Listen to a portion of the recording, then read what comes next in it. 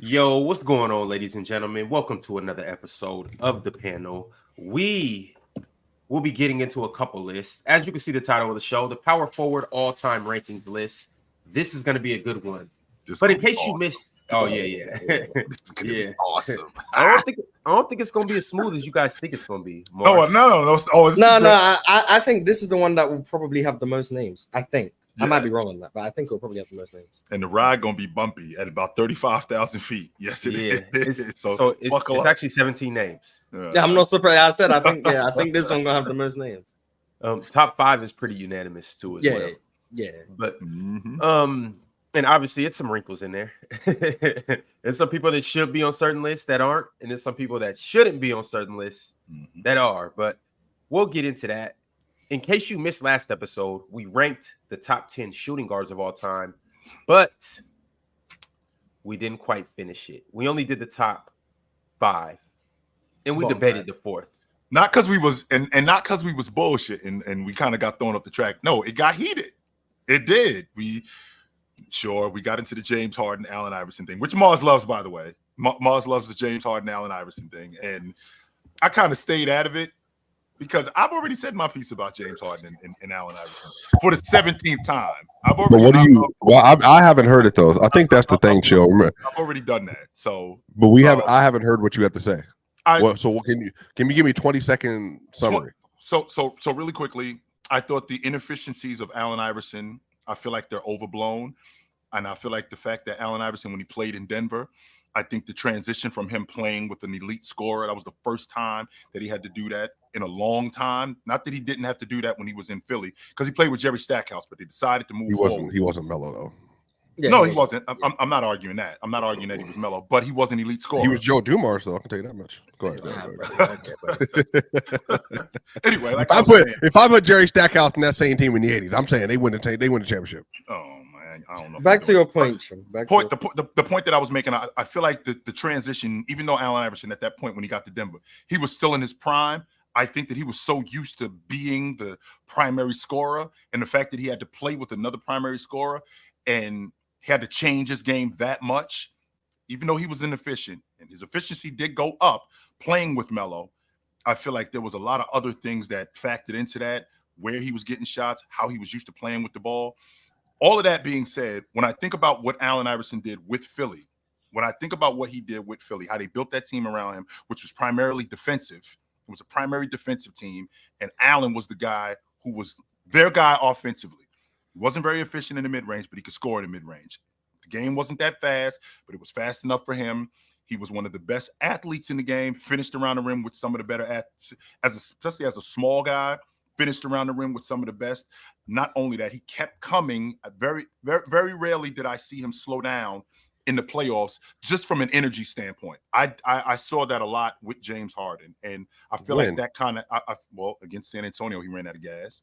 Against Philly, against San Antonio, he allegedly had a concussion. In 2017, he ran out of gas. In 2015, not 2015, I'm sorry, because they just weren't better than the Warriors. That there was really nothing that they could do about that. They just weren't better than them. In 2023, when they played against 23 when they played against Philly, I feel like he ran out of gas in that series. But what Allen Philly in 23 when Harden the Celtics when he was in Philly, and they played against the Celtics. Their best player had 2 points in the fourth quarter. I apologize. So with that, he was a second option. He was a second option. Like why does he? Their best player literally did nothing in that game 6. And neither did he throughout the course of that series. I mean, he gave them game 1 and 4. He did win them. So wait, hold on, Chill. Because you didn't bring any of that up. I haven't been here for this. Is what I'm saying. I'm glad we're bringing this up, because we're also talking about a guy who went 16 for 61 for the series. Don't leave that part out from the long ball. What? Yes, so he did do that. He was did AI not have stinkers shooting? Yes, and that's the point. So you can't just bring up about one player then. In fact, I brought that up about Allen Iverson right from the beginning. Is Allen Iverson a better playoff scorer than James Harden? I think he runs at it. You're talking about a car. So we're doing car maintenance stuff. I got to get my light.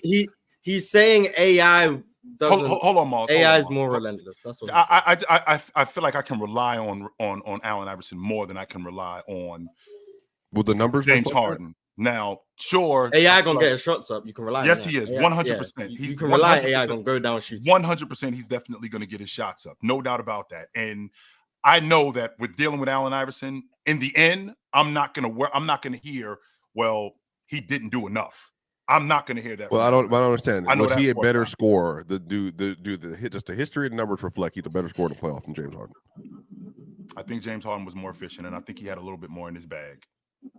Well, I do think that James Harden produced more in the playoffs. So if James Harden for the limited amount of time, I think I've been talking to you for a long time now, because if you're a scoring merchant, you wouldn't be Jason Tatum fan like you are. So you're not. Yes, you I am a scoring merchant. Yes, I am a scoring merchant. You're not, because you have told me. Am. Chill. Hold on. I'm not even trying to. First off, I don't know where all the energy come from. I was having a very civil discussion with you. If you want to take it to 10, we can take it to 10. Damn, this ain't bachata. This ain't none of this. This ain't none of this. Wait a minute. I'm trying to figure out what's the problem. This looks like this. Aren't we having a conversation? What's the problem? Well, I'm saying, if you let me finish, sir, elder. I apologize. What I was saying is that in this situation, Chill. Sure. You value Tatum's weak side rim protection, his off-ball defense, his playmaking, and so many other things, which is why you think he was better than Jaylen Brown in the finals, even though Jaylen Brown scored better, I'd argue. You know, Luka Doncic is a better scorer than Tatum, but you think Tatum is better at all these other things, which is why they're in similar tiers. I'm saying in this instance, James Harden's a much better playmaker. He's a better defender than Allen Iverson. Respect. You know, neither one of them is supreme, but James Harden's just a better defender in large part because of his size. He's a better driver than. Wait. No, I'm not. Ron, hell no. Stop, Ron. Hell no. Hey, James Harden is the worst defender I've ever seen with my two eyes. He's not though. He's not though. James Harden is the worst defender I've ever seen with my two eyes. But he's not. You're a Tyrese Halliburton fan. You're a Tyrese Halliburton fan. Tyrese actually getting a stance and play. No, he does. No, whether he gets cooked or not, he'll actually get in the stand. He's just saying James Harden doesn't put in effort. It's not about actual how effective it is. It's just James Harden doesn't try, is what he's saying. That's what he's saying. Well, I don't know if that's not what he said at all. I'm translating, because Ron doesn't actually think James Harden is worse than Trae Young. He doesn't. I'm just translating that he's saying James Harden wouldn't try. That's cool, but we have instances of James Harden getting stops also in the playoffs at the same time. No, but remember 2015 when it was Shaq to the 4 and he was given. That Ron, that's what he's calling. What do you mean? Who did he stop? He has multiple clips of him stopping people in the post. He has blocks in the clutch. No, he doesn't. He doesn't have any post stops. He has a steal on Steph Curry that happened in the regular season 2 years ago that people use to signify his defense. I'm hungry. What up, PC Nation? Warmer, sunnier days are calling. Fuel up for them with Factor's no prep, no mess meals. Meet your wellness goals in time for summer thanks to the menu of chef-crafted meals with options like Calorie Smart, Protein Plus, and Keto. Factor's fresh, never-frozen meals are dietitian approved and ready to eat in just 2 minutes. So no matter how busy you are, you'll always have time to enjoy nutritious, great-tasting meals. Make today the day you kickstart a new healthy routine. What are you waiting for? With 35 different meals and more than 60 add-ons to choose from every week, you'll always have new flavors to explore. Crush your wellness goals this July with dietitian-approved meals and ingredients that you can trust. Make your day delicious. From breakfast to dessert, stay fueled with easy, nutritious options. Treat yourself to restaurant-quality meals that feature premium ingredients like filet mignon, shrimp, and blackened salmon. Keep kitchen time to a minimum. Factor meals are ready in 2 minutes. No shopping, prepping, cooking, or cleaning up. Enjoy effortless support for your lifestyle. Choose from 6 menu preferences to help you manage calories, maximize protein intake, avoid meat, or simply eat well-balanced. Head to factormeals.com/playerschoice50 and use code playerschoice50 to get 50% off your first box plus 20% off your next month. That's code playerschoice50 at factormeals.com/playerschoice50 to get 50% off your first box plus 20% off your next month while your subscription is active. Hey, y'all. It's Factor Meals is the truth. I'm telling you. Y'all might want to get with this. All right. Y'all missing out for real. Now, as we were saying. Where were we? It's not JD. This ain't Factor Mills. This is not JD. There's no limiting cooking time here. This is Factor Mills. There's no limiting cooking time. That's the problem with you. Swiper, you were talking about James Harden's defense. No, that's cool. It's cool. Because you saw me in real life. Ron is skinny. He's built petite. So when he sees me, he's going to have some problems. He's going to have real problems. But look, listen. Tell him. It's not games around here. Chill. Tell him it's games around here. It's not. That's what I'm saying. Like Swiper's built like a football player. Let's be. That's what I'm telling you, bro. Like, watch out, bro. Like, I want to get back, but I want to. Okay, hold on. Back to what we were talking about. We were having a conversation. Nice conversation. Swiper was telling me that James Harden is better. That's why your team will never have one of these, Ron. Go ahead, Chill. He was telling me that James Harden was better he was telling me he was better as a playmaker. He was telling me he was better as a scorer. He was better rebounder. And then he lied. Then he was talking about defense. Obviously a better defender. I don't know where this is. Then he was talking about defense. Okay, so let's even then, Allen Iverson just a worse offensive. Can we just admit Allen Iverson? Maybe not. I don't know how Ox feels about Harden. I can't remember Ox. He hates him. I know. I can't always remember his agendas. So Chill. I got no agenda. My agenda is basketball. Do you think Chill? Do you think that AI is a better offensive player than James Harden? Do I think he's a better overall offensive player than James Harden? I don't, but I do think that he tries. I think James Harden is more skilled than Allen Iverson as an offensive player. And he's a better passer. He's more productive on offense. I know how to ask the right questions. James Harden, because he's a better distributor. I will give him that. I think that when he gets down in the lane, even though Allen Iverson can pass with the best of them, I think so. Allen Iverson can pass with the best of them, but I think James Harden, when we're getting to the rim, he knows how to throw the lob. He knows how to get guys open. He knows when to get guys open. I don't think that those assist totals that he had were empty. Also with him going into the lane and beating up on guys and getting them in foul trouble, which now your second unit guy comes in, and now whomever he has on his crew, they have to deal with the second unit guy. He knows how to go to that guy. Allen Iverson does that.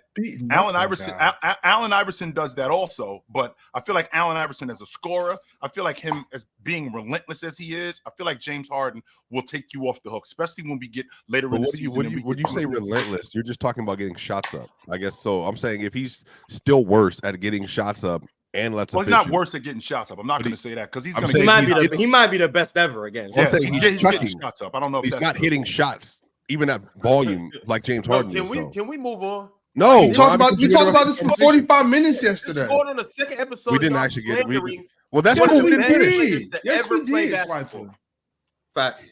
Look, bro. I haven't seen This is what I don't want. This is what I don't want. This is what I don't want. I don't want us to do this list today. I genuinely mean that. I would love to put together a good list today, but I know it's going to be agendas. And I don't want to, because I know Ox is going to be here with this Giannis thing and then all this other stuff. Giannis thing. There is no Giannis thing. I want us to put together a good basketball list that people can respect. You see what you see. I see what I see. They thought about this deeply. There's no agendas. We got it right. That's what I want to see today. That's what I'm saying. That's the problem with Sean Swiper. You want to butter up to these people and pick who you pick. None of these dudes are going to be on any list today. Why are you showing me this? We're doing power forwards. None of these two dudes are power forwards. What is your agenda? You just talked about, I don't want to do no agenda. And look at you. You got a Sports Illustrated of the Denver Nuggets. None of these dudes are even on the list, bro. Well, put it in the back. Put it in the back. Ox had never heard my rendition of Allen Iverson and it's a background. Put it in the back then. What are you doing right now? You're talking about agendas. You're showing dudes it's not even power forwards or shooting guards. Swiper, you about to replace both the GOAT MJs and put that up there? Well, I mean, this is going up during the regular season probably again. Yeah, 1,000%. So you're taking down both the GOAT MJs. Well, I mean, why would I want two worse? Why would I want two worse offensive players than the guy on here? Nice. You get out of here too, because you two today, chill. I lost years off my life the other day. Today might be my last panel episode. I'm not gonna lie because I know what's about to happen. Just got here. I know what's about to happen. Oxkin don't have to practice, and we ain't even start practice yet. Chill. I want to let the world know right now. I want everybody to know that Ron has already stepped all over my rights today about this power forward list. He's already disrespected my constitutional rights as an American to vote for who I want to vote for. Okay, I want to just put that out there. Yo, this is the international show. This is not an American show. We got people from Canada. I got rights. We got people from Canada. We got people. Did Ox try to put AJ Wilson on the list or something? We got people from Mexico. Top 10 power forward, Swiper. We got people from France. We got people from all over. Shit. Y'all talking about Giannis. What about Asia? I really don't. All right, y'all, come on. We got to get into the shooting guard list. We got to move along pretty quickly because we have to finish off our shooting guard list. Then we got to do our power forward list. And Swiper, I wouldn't be holding that poster so tight. Y'all got problems over there, and we got to talk about it. Y'all got. We're not even getting to that today. We're not even getting to that. We just brought it up for no reason. So now you're gonna drag things along so we can't get along to the real issue at hand. Yes, we are. Yes, we are. We're going to talk about that. I'm going to bring it up. I'm going to make sure. That's wrong. That's wrong.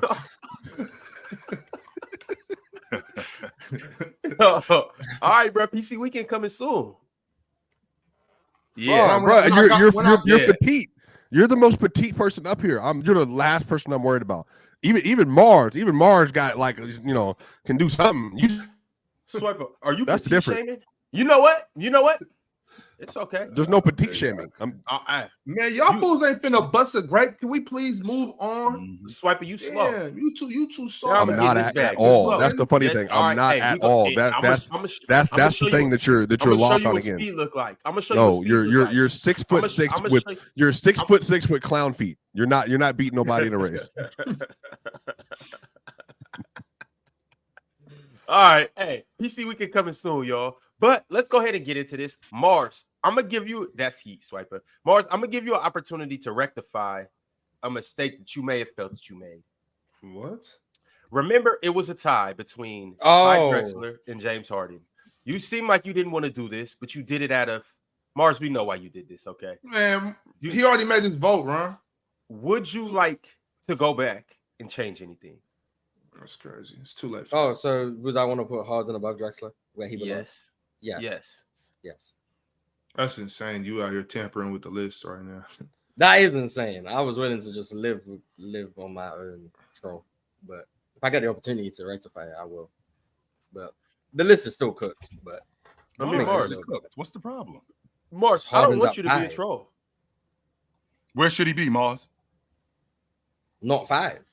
Okay, so if he's not at 5, where should he be? Should he be lower than 5? Should he be higher than 5? At least at 4. Chill, okay, let so them tell so, let them so he's tell anywhere he should be a 2. So what I'm saying is them. I don't think anyone says he's over. So he should be anywhere between what 4 and 4. Is it 3 and 5?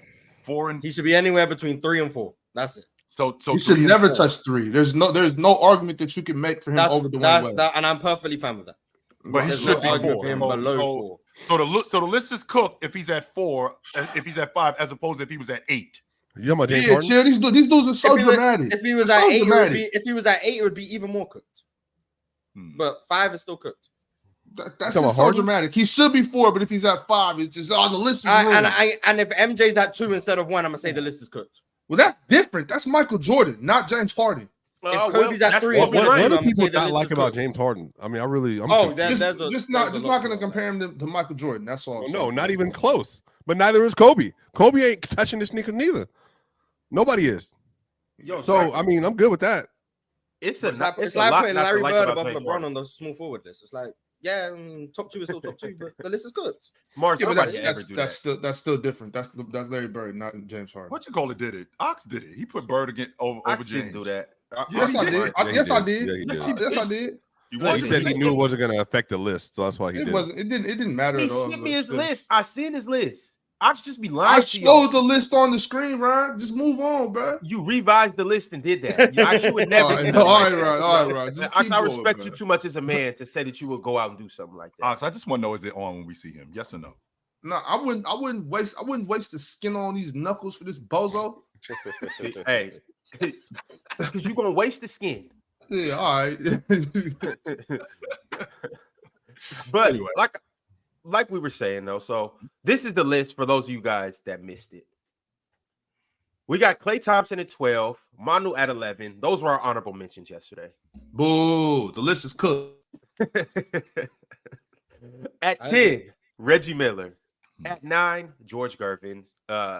Pirate hates that. He sent me a very long message yesterday explaining why George Gervin should be higher on this list. He actually has him at 3. But on this list, George Gervin is at 9. T-Mac is at 8. Ray Allen's at 7. Clyde Drexler is at 6.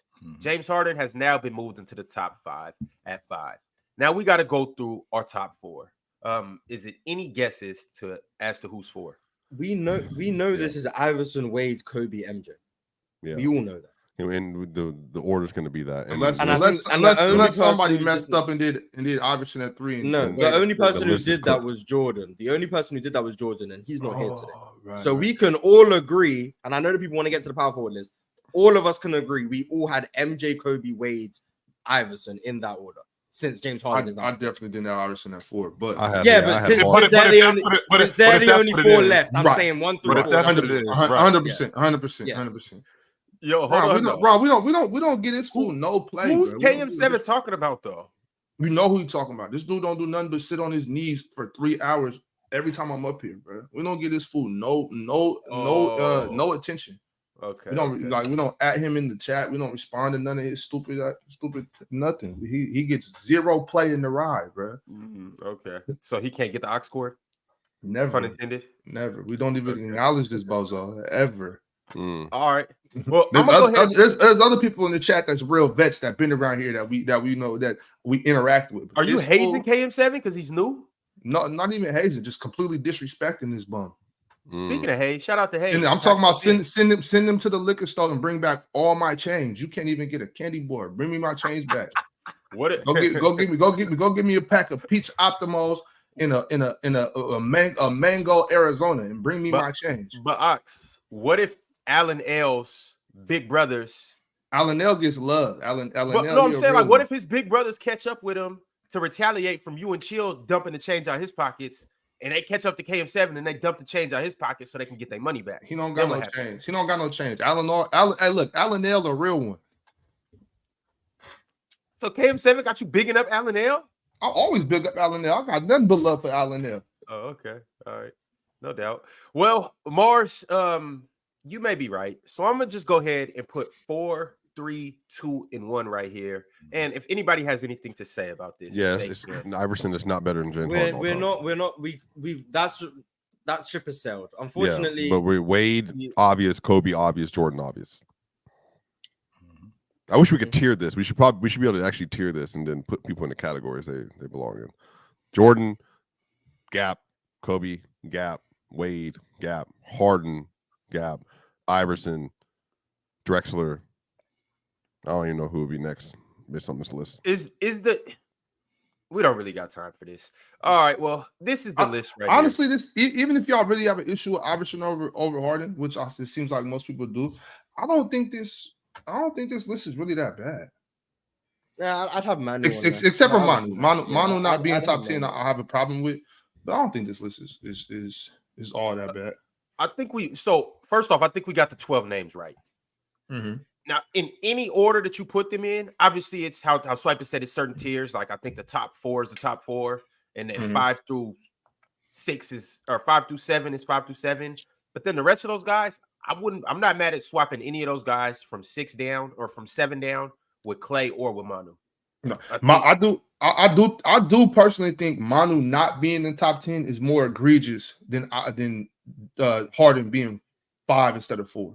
I think it's interesting that we got a rotation guard who played as a rotation guard the majority of his career as a top 10-2 guard all time. I don't think we have anybody. Yeah, John Havlicek at like 6. And John Havlicek was a rotation player for 4 years. That's it. No, he didn't start until he showed up in 62. And he didn't start till 70. I want to make 8 sure years. I want to make sure that we get that correct because I don't know if that's true. I want to make sure that that's true. Well, when I watched those Boston teams in 65, the Mars, goes to the numbers. In the words of Mars, they don't have the stats for when you start games. They don't have the stats for when you start games back. Hey, chill. Let me ask you. You have to just go back and watch it. Like, there's no numbers for when his whole career doesn't have games started as a stat.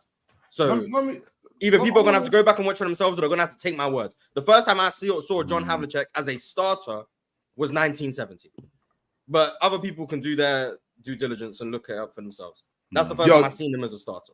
If the Knicks beat the Spurs in '99, does Allen Houston get more love, more appreciation? Yes.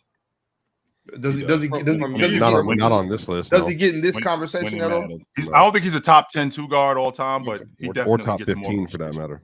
My number 10 was T-Mac, so do with that what you will. Winning doesn't matter. Chill. I just want to say this though, because I know what you just said about Manu Ginobili, and I also want to throw this out there. If any of these guys, excluding MJ, Kobe, and Dwayne Wade, because we've seen what Dwayne Wade did in his second and third year. Yep. Any of these other guys, if they get drafted to the Spurs, everybody on the list too, nobody excluded.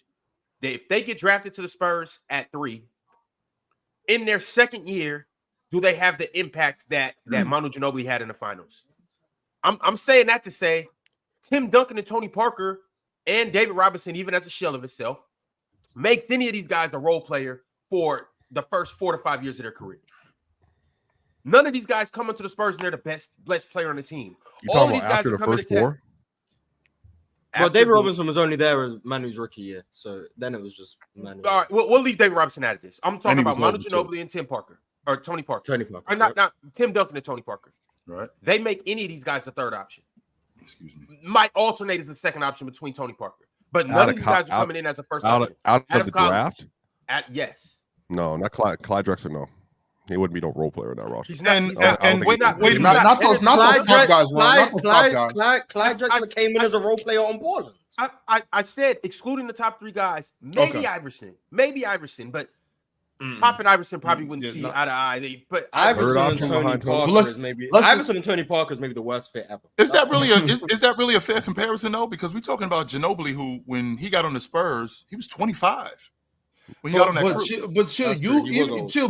you can acknowledge that he might have played a 6-man role, but it wasn't because of ability. He could have started on 27 of the teams in the league. I won't argue that. No, I won't argue that. He was good enough to start. The fact that he took a lesser role, that's a big deal. I'm not arguing that. But that's what I'm saying. Chill, when you make statements like the one you just made, it's kind of dangerous. It gives people the fuel to make that argument. When, if you ask me, I think that's an unfair argument. When you got a coach like Pop who sees the bigger picture, like, yeah, this guy can start at the 2, but let me balance out my roster. Let me keep my second unit lethal. This dude, like I said, I personally think he could have started for maybe 26 other teams. Right. You know what I'm saying? I think obviously he's not starting over Kobe. Obviously he doesn't start over D Wade. But they start together. They could start together. But I'm just saying. Let's say if only one. Let's say if only one of these players can start. You know what I'm saying? He doesn't start over Kobe. He doesn't start over D Wade. Right. Not Matt Sauce. Ray Allen. Man, that dude's incredible. I don't know. I'm just saying. Ray and Manu could definitely start together. Yeah, they could definitely play together. But if only one could play, getting MVP votes off the bench is crazy. So Ox, as a because that's what he was, and the fact that he took a lesser role, people are only going to see him as a rotation guy. You looking at him as a baller. That's what you're looking at him as. You looking at him as a baller. So if that's the case, why isn't Crawford on this list? Because he's not as good as Manu Ginobili. No. He's like I refuse to even. I know how you are with ballers. I know how you are with basketball players. I love Jamal Crawford. I love Jamal Crawford, but I don't Lou Williams, and I love Lou Williams even more than Jamal. But I'm not having a conversation. I'm not having a conversation with these 2 guys in Manu Ginobili. All due respect. Well, hold up though, Ox, because all of a sudden I need to go back and revise my list and put Brandon Roy at 9 and Jamal Crawford at 10. Where you putting Jason Terry? Honorable mention. As a matter of fact, Martell Webster, Doug Christie. Where you just going? After what JT did to Brown in the finals, he didn't need to be on this list. Martell Webster and Doug Christie on the list too, Ron? Honorable mention. I guess I have a. And Zach too. I can't go off of just you being a baller. I won't argue that. I think that's very important to mention that you being a baller. But you being a rotation guy, which he was, even though he could have started on the majority of the teams in the league, what did he produce in conjunction with the rest of these guys throughout the league during that time? Because production does matter. He produced, never missing the playoffs. Okay, he was on a team, and we've been over this already, Ox. He was on a damn good team. Well, so why was that? Why did we discredit Kobe for playing with Shaq? And I'm not discrediting. I'm not discrediting. Why did the damn good team not play like a damn good team when Manu Ginobili wasn't on the floor? When did they not play like a damn good team when he wasn't on the floor? See? Well, let me rephrase that, Mars. Mars, wait a minute. Let me rephrase that. When wasn't he on the floor? Like just during games when he's on. Because he played starter minutes, even though he was a rotation player. During games while he's on the bench, like whether he's playing 30 minutes a game, 18 minutes a game while he's on the bench. Why do they not play like a damn good team? Wait, please, chill. Please don't answer that question just yet, because I want to know. So, are we giving guys more praise just because they start standing up instead of start sitting down? If you play the same amount of minutes as the starters, what does it matter if you came off the bench or? And he closes games. He closes games. That starting thing never mattered to me. It's like how it doesn't matter to you, but it clearly matters. It clearly matters to players how they play in terms of their mentality. Well, that's just weak minded. No, it's not. No, it's not. Weak minded. If you can't produce, if you can't produce because you come off the bench as opposed to producing, it does work like that for real basketball players. No, it doesn't. No, it does. Yes, Carmelo it does. Anthony is a real basketball player. What are you talking about? If you can't function because you come off the bench, then you don't need to be on the squad. Because I'm a starter. That has nothing to do with me being a baller. Nothing. That's just I respond better playing with the first five than I do coming off the bench. That doesn't take away from the fact that I'm a baller. So you need some backup? Because you gotta have some backup to get there. Hell no. Man, come on. Hell no, I'm not doing that. That's crazy. No, absolutely not. That So if that's the case, you Ox, you know for a fact that you're better than somebody, but I'm only going to use you for 10 minutes. That's it. And the 10 minutes that I'm going to use you is in the meat and potatoes of games. That's all I'm going to get from you. That's it. Well, look, I might be upset about that, but for those 10 minutes, I'm going to get busy. No, you're not. No, you're not. Yes, I am. I know for a fact I am. You're not. I know for a fact you're not. I am. Now I don't. This isn't speculation. This is fact, tried and true and living. I've been forced to come off the bench when I'm like, damn, I know I should be starting, and still come off the bench, and I'm a walking double. So it doesn't matter. Like you have to get up off the bench and go get down. Or if you start, because there's some people that might be affected by the bright lights, like, oh, I want the game to kind of be going already. Man, get out there and play basketball. Damn, aren't you a walking double? A walking double. How many All-Star games do you think Manu could have made if he wasn't playing for the Spurs? None. All of them. None. Yeah, some dead ass serious. You think he was a product of the system? Period. You know, he made the All-Star team when he was a starter. The 2 years that he did start, he made the All-Star team. What are you talking about, Jordan? Yeah, but you talking about? I think he's a product of the system, product of Greg Popovich. I think you put Manu Ginobili. But wasn't even at the time he was considered one of the just in my recollection. I didn't like the Spurs because I was more of a Kobe and T-Mac and all that. But I still wasn't he considered one of the most skilled guards of that era still though? Like he started the Euro step, all that stuff, like the passing, like Manu was a force of nature, which is why they were so good. So why would he be worse? Because he would go to another team and you would key in on him as a number one option, and he just wouldn't be the same. Well, does he have to be a number one option? I mean, there's he wouldn't make it as a number two. What would distract from if he has the ability to shot make, play make, handle the ball, good 3-point shooter, and was a good driver, and he was like 6'5"? What would change, I guess, about his skill set? Would it diminish? Because he's Swiper. Did you mention he's athletic too? Did you mention Manu was catching bodies? Did you mention Manu was one of the quickest players in the league? One of the most deceptive players in the league? I don't know why we're acting like Manu didn't draw the best perimeter assignments from other teams. Like, I don't know why we acting like guarding Manu. Like, I don't know why we acting. I don't know why we acting like Manu Ginobili just got the best defender on the other team. I don't know why who else were they guarding for the Spurs? Who else were they guarding for the Spurs? Bro, you got to worry about Tony Parker.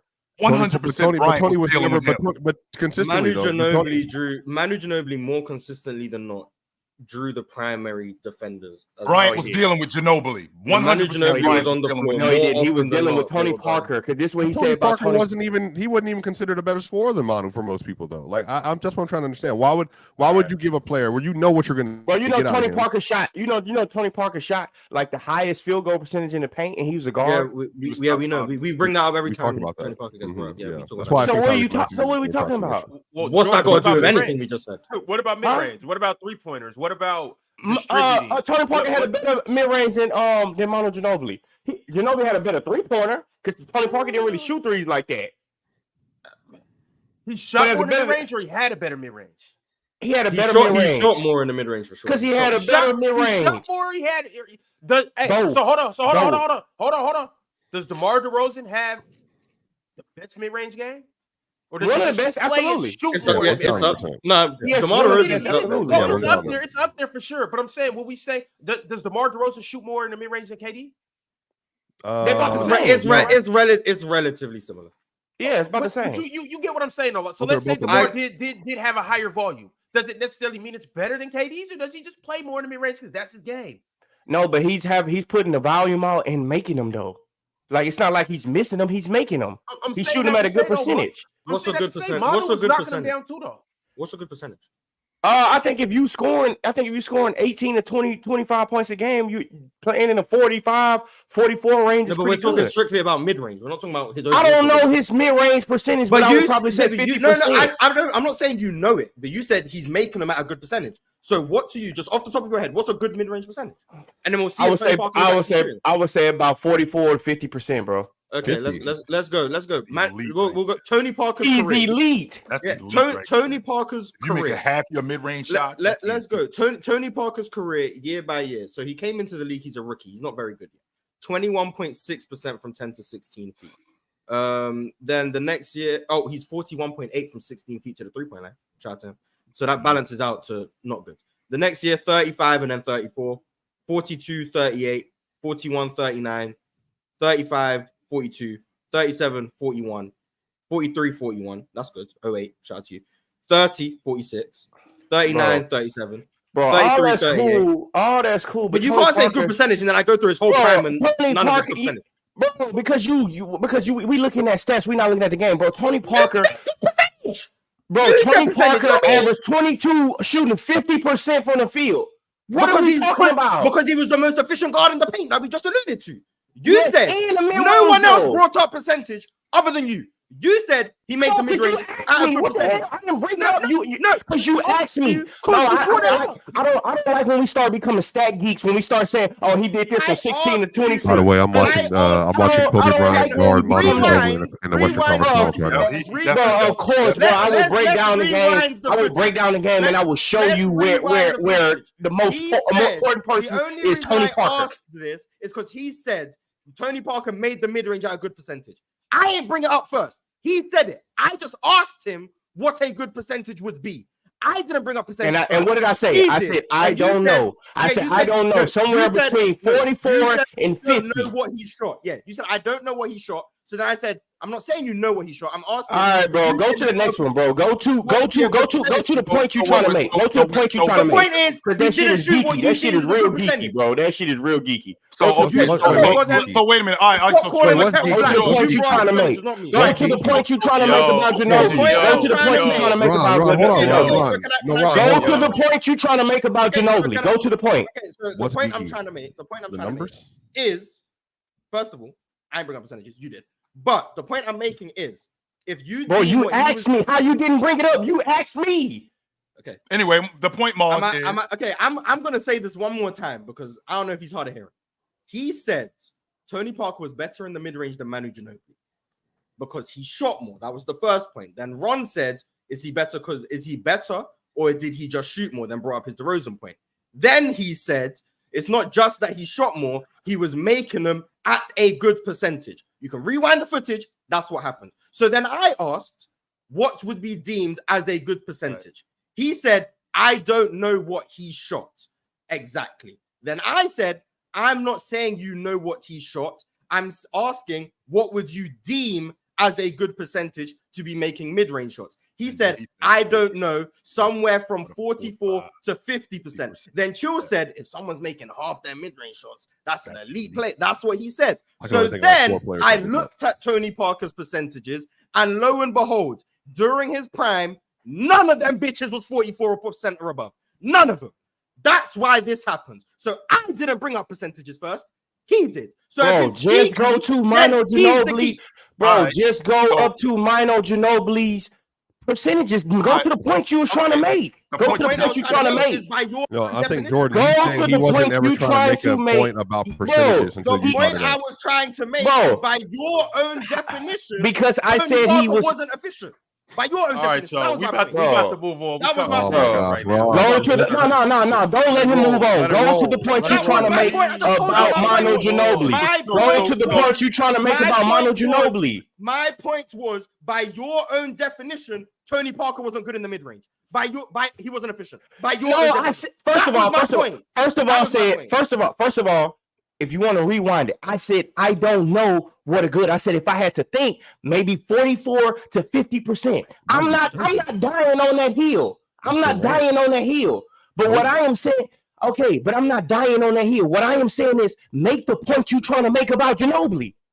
What are you bringing that up for if you're not going to make the point about Ginobili? The point I was making was that by your definition, even because I don't. All right, we're moving on. You said you made this point 4 different times. Yes, Jordan's saying get to your other point. If you're not getting another point, I don't give a shit about that. Better than Manu in the mid range. I think he was. I don't think. So what are we talking about then? All right, I just told you what we were talking about 6 minutes ago. Chill. Go ahead, man. I still don't know what's got to do with Man United. Well, we were talking about Ginobili being a rotation player. Ox and I was having that discussion about Ginobili being a rotation player. So that's what people are going to look at. So when you think about other guys, and then Mars brought up Havlicek, Havlicek started in '65 in the playoffs for them. He was starting for them, but Ginobili was starting the playoffs too. Sure, but the point that I'm making is when Jordan brought up Manu Ginobili as a number 3 or number 2, and if he was on another team, he wouldn't be like. Can you imagine Jordan? Can you imagine Manu running with Steve Nash with that 8 seconds or less offense? Like, what would he be doing with that team? Can you imagine him running around with that Dallas crew with Dirk Nowitzki and Jason Terry? How much better would he be on that team? Can you imagine if he was in the Eastern Conference in the early 2000s? What he would have been doing with Indiana? Like what would he look like if he was on that Detroit Pistons team in 2004? Right. Tayshaun Prince comes off the floor for Ginobili. 100% he does. Well, chill. Even if he doesn't, even if Manu come off the bench behind Rip, you know what I'm saying? He's still gonna get busy. My thing is this: if you look, and while these two was over here bickering about God knows what, I was looking through some numbers real quick, and I'm like, I wonder if Pop told Manu, like, Manu, you're going to come off the bench behind Roger Mason this year, just like you came off the bench behind Bruce Bowen last year. You know what I mean? And then you're going to come off the bench from Mike Finley and Brent Barry and all these guys, and you're going to get disrespected for that, Manu. You're going to get disrespected because this is my coaching style, and you're going to come off the bench behind these guys and still play 31 minutes. You're still going to play the third most minutes on this team. You're just going to come off the bench behind Roger Mason. The year he came off the bench behind Roger Mason, he played 27 minutes a game, though. But when he was coming off the bench behind Bruce Bowen, Brent Barry, and these guys, he was coming off the bench and playing 31 minutes a game. I wonder if if Pop told him, my coaching style, which is going to make us never miss the playoffs for 2022 seasons, is going to make you disrespected because people are only going to see that you didn't start standing up. We started the game and you was on the bench over here with me, but you still played 31 minutes a game. You're going to get disrespected for playing starter minutes, but coming off the bench doing it. I wonder if they had these talks, if Pop's foreseeing this in the future, if he knew that people were going to look at basketball this way. You're gonna end the game. You're gonna finish the game for us, Manu, but you're not gonna start, and that's gonna have you disrespected. Pop talked about that. And even with that being said, too, there was a lot of seasons in here where Manu did start 40 games. He did start 37 games. He did start 50 games. You know what I mean? So it's just because he came off the bench more often than not doesn't mean that he didn't start a lot. He didn't get started minutes. But I don't want to keep pressing this Manu line. Yeah, but I'm not. Yeah, because I'm not arguing about him starting. And I would say none but it just depends on like if you want to put him in a perfect situation, leave him on the Spurs. If we want to put him in a perfect situation, leave him on the Spurs. Let's put him on a situation where he got to defend himself as a number 1 option or a number 2 option. Because at that point, leave him on the Spurs. Getting busy, and Jordan. But see, I made that point though. I made that point from the reverse though. Leave him on the Spurs if you're gonna send him to Phoenix. But hold up though, Jordan. Here's what I'm saying. I made that point, but it was reverse. I said take all of these other guys in their rookie years and put them on the Spurs. They're still the number 2 option too. What do you mean? As far as who? Tim Duncan. They still have to answer to Tim Duncan. They still have to play behind Tim. So what I'm saying is all of that's kind of null and void. They still got to supersede the Rock to Tony Parker, who's coming out, who's bringing the ball up the floor as a team point guard, and who's the shoot first point guard. Yeah, would you feel that way about James Harden if he never left? Like if he just would have stayed with OKC, like he just never would have. You never would have. He would have to. He would have to feel the same way. Yeah, I would probably feel the same way because we only seen him as a 6-man. I don't know if we would have saw James Harden averaging 25 a game as a 6-man. Is Ginobili did make the nobody? No. Let me ask you this though. Did you see James Harden doing what he did? When you see James Harden doing what he did, their best player was arguably their best player at least in a few games in the series he did play. But did you see James Harden turning into MVP James Harden? No. So we talked about this. We talked about this. That's what I'm saying. Yeah, we talked about this the other day. It's when James Harden stepped into the Houston situation, he was averaging 24 and 7 basically right away. Like it just immediately he started doing that. And I think my thing is with Manu because of his skill and the way skill typically transfers, Jordan. Like again, you as a coach, like if you have a skill development here that's a proficient playmaker, shooter, ball handler, rebounder, and you're elite in transition, and then you transfer that into another setting, you can still be those things. Especially, one of the things you have continued to argue is that the only reason that Steve Nash won his MVPs and had the numbers he did because the ball's in his hand all the time. Well, I'm saying, let's imagine Manu Ginobili with an accelerated role as a basketball player on higher volume. I think that he would have been an all-star player. And again, remember, he made an all-NBA team with the Spurs, despite all that situation. So if you put him in a situation where his skill set's going to be magnified as the number 1 option or number 2 option, and maybe in a more traditional system with the elite big, like just think, if Manu and Kevin Garnett would have played together in Minnesota, leave him on the Spurs then. Kevin Garnett and Tim Duncan is the same. Leave him on the Spurs. This is the point I'm making. They're not the same though. Just to be clear, I'm not Jordan. I'm not trying to. I'm not gonna go down that hill with KG and Tim Duncan, but whatever. No. I'm not trying to set you up. I'm just trying to clarify. I'm just trying to clarify offensively. Okay, but they're not the same. How about we do a different situation? Take Tracy McGrady off the Rockets. Add Manu Ginobili. What would the Rockets be? Well, if Tracy Tracy wasn't healthy. I think no. I'm saying I think what Jordan's talking about is if we're talking about the best 2 guards in NBA history, that's how we have to classify him as a number 1. Well, Manu with Yao, you talking about? He's talking about Tracy. Manu with Yao. Yeah, he would have been elite with Yao. They do the same thing. I don't think so. But look, either way, it's just I don't like when we do these type of conversations because then that just opens us up to slander.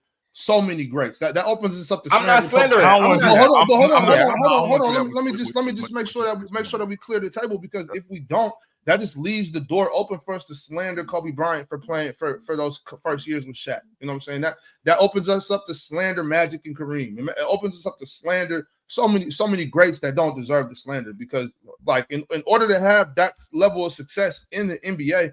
You have to play with somebody. You know what I'm saying? I agree. You can't play by yourself and make it happen. It just don't work like that. I mean, it has before, but that's like strong supporting cast. It's really tough in the NBA. The NBA is full of great basketball players, so you can't just be out here by yourself winning championships. I agree, but I think situation definitely makes a lot of players. Situation makes a lot of players. I do want to throw out this scenario. That's how it works, though. Obviously, I agree. I'm not mad at it. I'm not saying this to compare Manu to James Harden, and I'm not saying this to slander James Harden. But I am saying, we talked about the Rockets. Let's fast forward a little bit. Let's take James Harden off and let's put Manu Ginobili in that situation as the star player on that team. I'm not saying this to say he's better than James Harden in this role or anything like that. But I'm saying if you put Manu Ginobili in 30 ISOs a game, if you put it, and I don't know exactly how many ISOs, I'm just throwing out a number. You put him in 30 ISOs a game, if you put him in 30 pick and rolls, he's coming off that Clint Capella pick and roll, Dwight Howard pick and roll, all game, every game, he got the ball in his hand for damn near 48 minutes. 20 points a game. I think 20 points a game, maybe 7 assists, and I think they lose a lot. 20 points a game. So just for correction, remember, just for correction, he was already doing that with the Spurs. So if he would have been the lead ball handler, but Jordan, hold on. Why are we trying to beat this into him? He don't feel it at all. I didn't say that for Jordan's sake. I said that just to put it out there to the people. I'm not saying this for Jordan. I'm saying this to say that I believe Manu Ginobili underestimating how hard what James Harden did. That is extremely hard. So for you to say that Manu's going to get close to that, I disagree. I never said he would get close. So what do y'all think his number would be? What do y'all think his numbers would be? I'm not. No, he's trying to scale his volume. Like if you scale the volume, Jordan, hold on, Jordan, take 2 steps back. He's trying to scale the volume to say that if you gave him a bunch of number one option offensive role responsibilities, you gave him repeated pick and rolls with the big, with floor spacers, that he's not James Harden, but his numbers would look drastically different because I'm willing to bet you, Jordan, I'm willing to bet you that because of Manu's skill, he would be about a 24 to 26 to 6 to 9 player. But again, Jordan, I think for you, I think what you're missing on this is that's why I asked you, like, because you're a basketball coach, why would his skill diminish in an accelerated situation if that's because you remember, I don't know if you remember this, Jordan, when Harden first got going, like in 12, 13, 14, people's comp for Harden was Manu. Manu was one of his comps because of the Euro step, because of how he was playing, driving to the basket, because of his shot.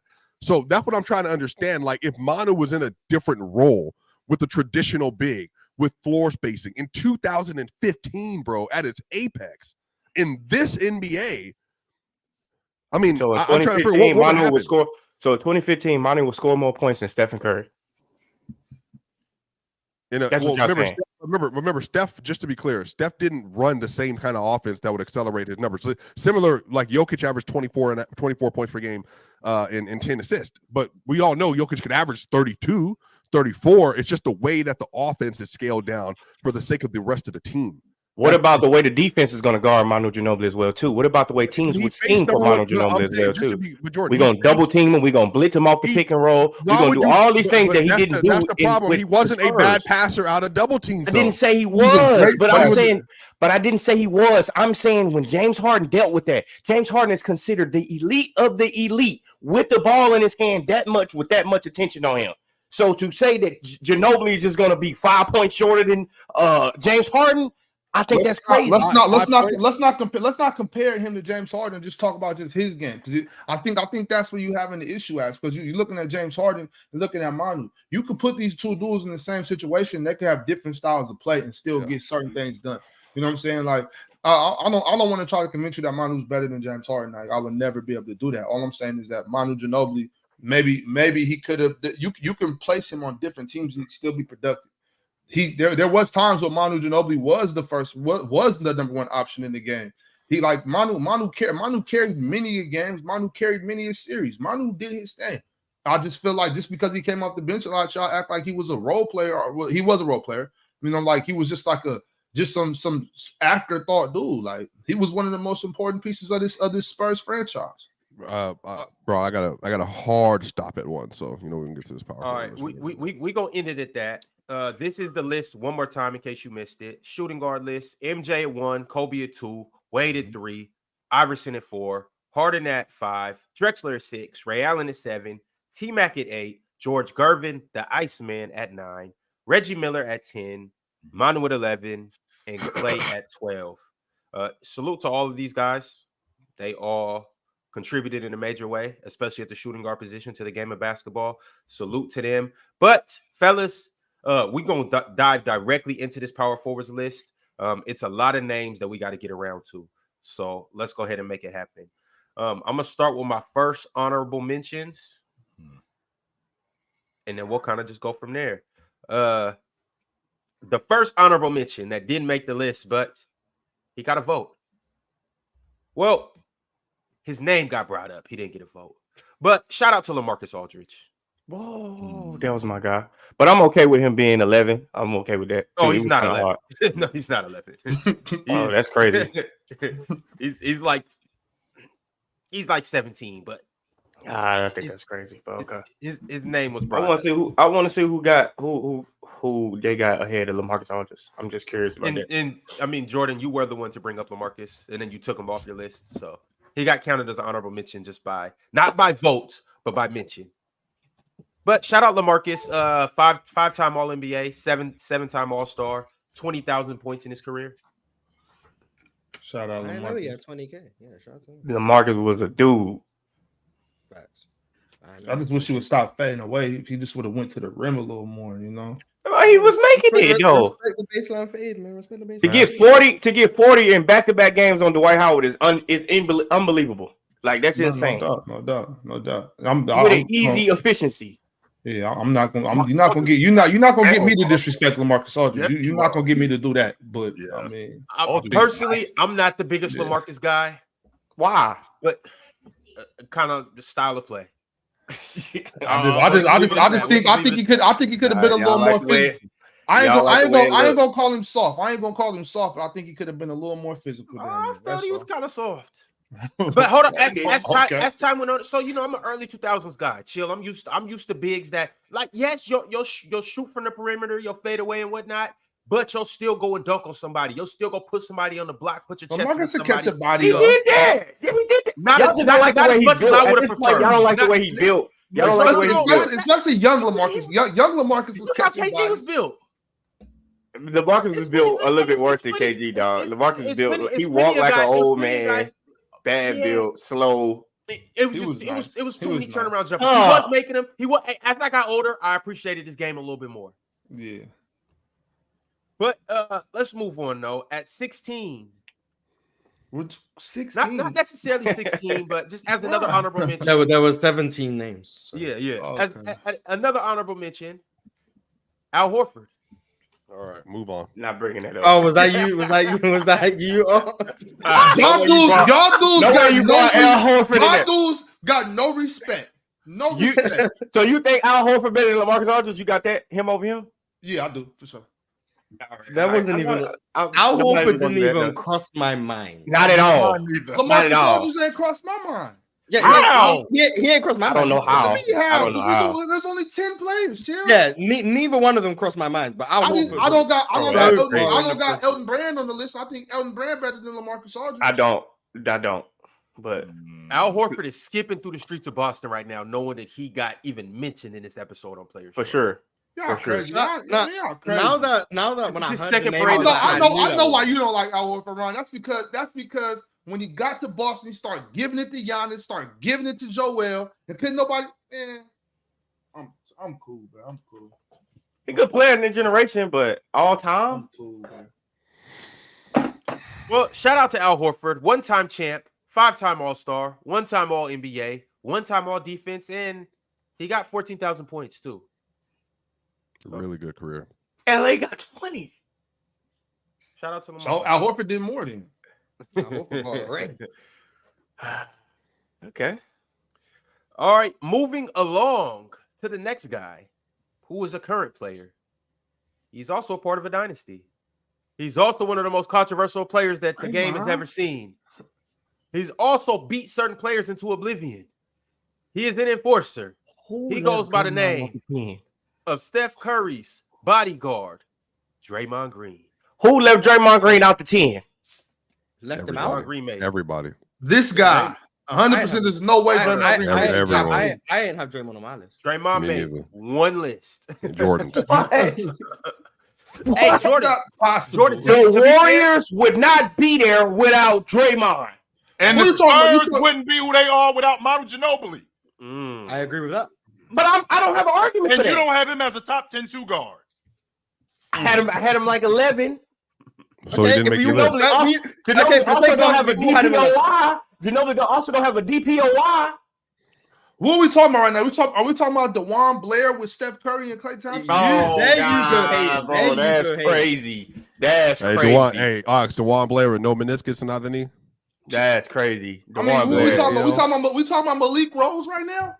That's crazy, bro. I ain't gonna lie to you. DeJuan Blair was good too, man. Draymond was so not was really. Rose. So was Paul Millsap.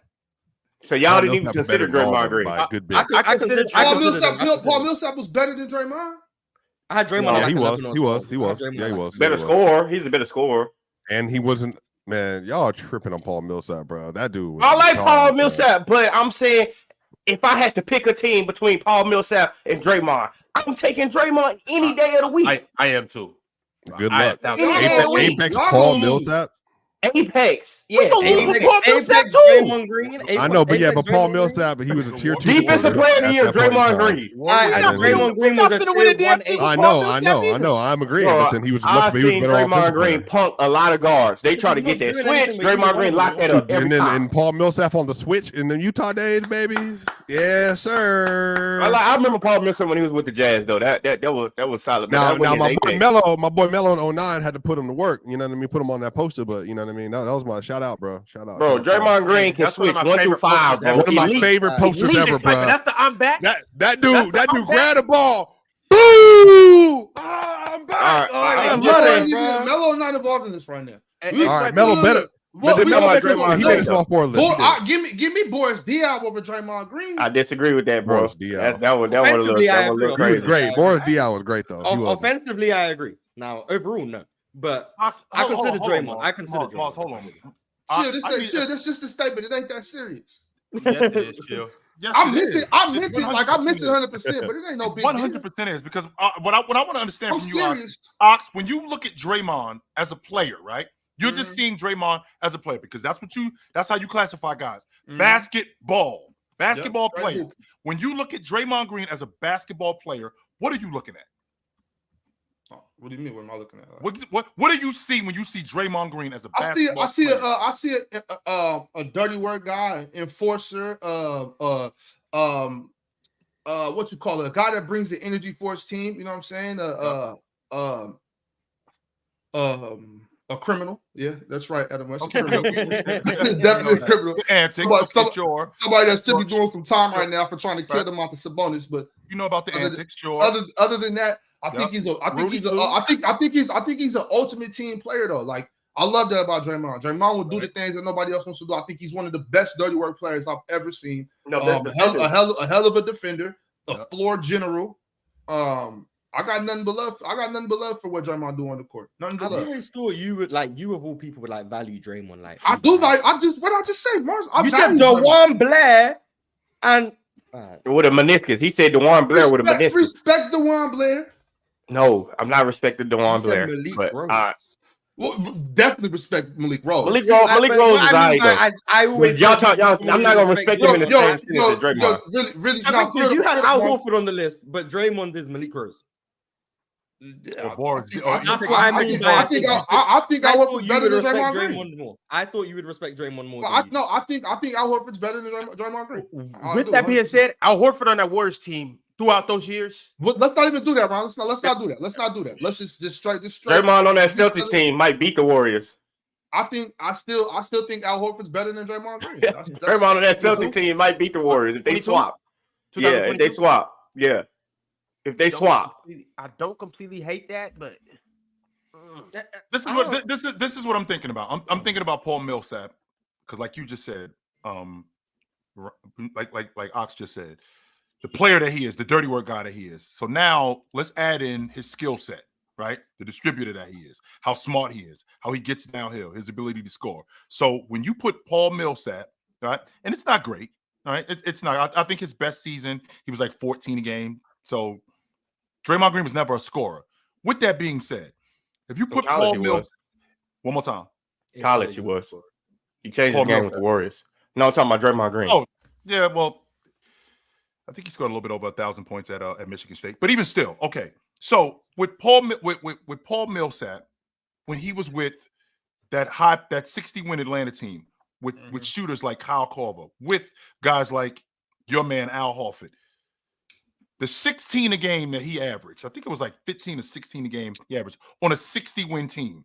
How much better are they with the playmaking of Draymond Green? How much better are they with the as the defender that Draymond Green is? How much better are they with the IQ of Draymond Green? How much better are they? That's a tough one because 61 games is a lot. I don't know if they drastically improved to. I don't know if they drastically improved to 65 games. Like that's a tough one, but I think that has a lot to do with just the team rolling rather than if you swap them out. Like, they don't need Draymond over there. They had Al Horford over there. Draymond replacing Draymond with Paul Millsap makes that team worse. Okay. Not saying that Draymond's worse than Paul Millsap. I'm just saying just a fit thing. If Draymond gets drafted anywhere besides Golden State, Miami, San Antonio, probably a couple more teams, Memphis, maybe a couple more teams. I don't think we're talking about Draymond the same way we are. But he didn't, and Draymond has had a hell of a career. He has contributed to 4 championships, being a very pivotal player on those teams. I'm not trying to disrespect Draymond Green. I just think Al Horford's a better basketball player. Is he the reason why the Warriors didn't win that championship? I don't know. When he got suspended for Game 6. Could be that. He's a part of the reason. That could be that. Hey, I don't think Steph Curry gets 4 chips without Draymond. No, it's no way. They don't get forward out Draymond. I don't know if he can. Yeah, but I don't know if Steph even get them MVPs without Draymond. Draymond is essential to that basketball team.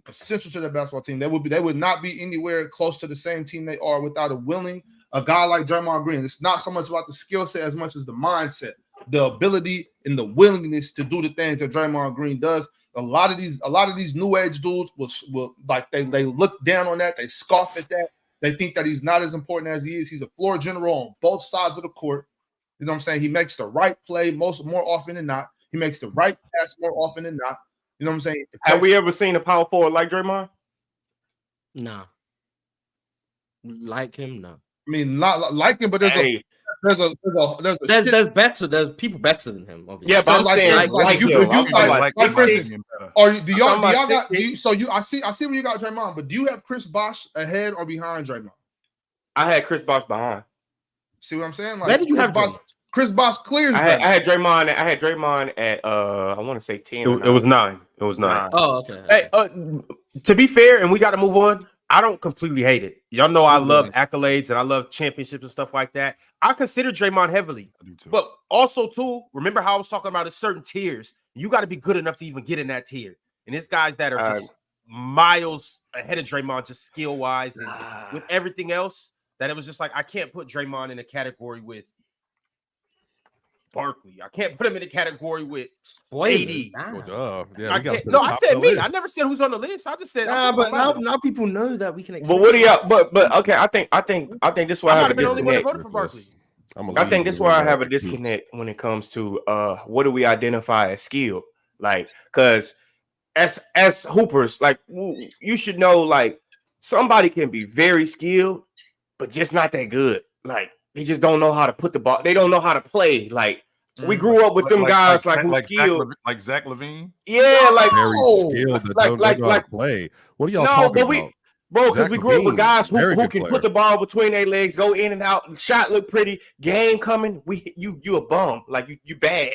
You very bad. Zach LaVine ain't that. No. Yeah, I like Zach LaVine's one of the 200 best players of all time. So I don't know how Zach LaVine made that list. But I'm saying, but I'm not saying that. I wasn't talking about. I didn't say that. Chill said that about Zach LaVine. I didn't say that. But I'm saying like I look at skill differently because if I'm efficient and very effective with the small skill set that I have, and you got an all around skill set, but you don't have as much impact as me. I look at skill differently. Like I think to me it outweighs itself. Like I don't care about how it looks sometimes. Like I want the production. I want the impact. You know, you got them pretty fighters that do all that. They're pretty fighting on the bag and then get in the ring and get their ass knocked out. But Jordan, I like to think that a bunch of dudes, you know what I'm saying, could have maybe like, I don't know, ran some type of twist and snuck onto that roster and played with Steph Curry. And Steph Curry could have got a lot of cats paid. That's gonna knock the Draymond Green. Draymond got his stuff paid though with that defensive player of the year. It just sounds like Draymond is a dime a dozen guy. He's not. That's He what it sounds like. I think he is though, Chill. I think he is. We ain't never seen a player like him. That's not a dime a dozen. A dime a dozen means common. A dime a dozen. Right. He's not a dime a dozen guy. No. Right. So he's uncommon. Yeah, I think so too. I think no, you don't, Ox. When you say stuff like Boris Diaw. Yes, I do. You can't tell me what I think. You can't tell me what I think. Because Boris, I am telling you that. Ox, no, you not. You can say what you want, but you're yapping. You're yapping. Because Boris Diaw is way more common than Draymond is. Ron, we got way more common than Draymond is. No. I'm not doing I'm enjoying this.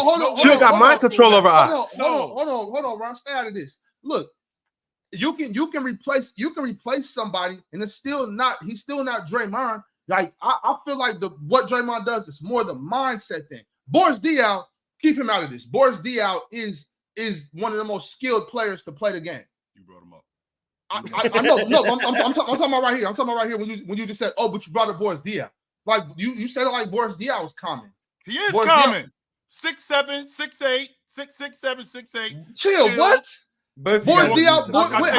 How many Boris Diaws? How many Boris Diaws have we seen? He's more common than Draymond. How about that? No. How many Boris Diaws have we seen? Okay. Let's say for the sake of argument, he's not common. Let's say he's which Boris Diaw, the fat one or the skinny one? Either one. Both of them do. Both of them. The fat one is crazy. The fat one is crazy.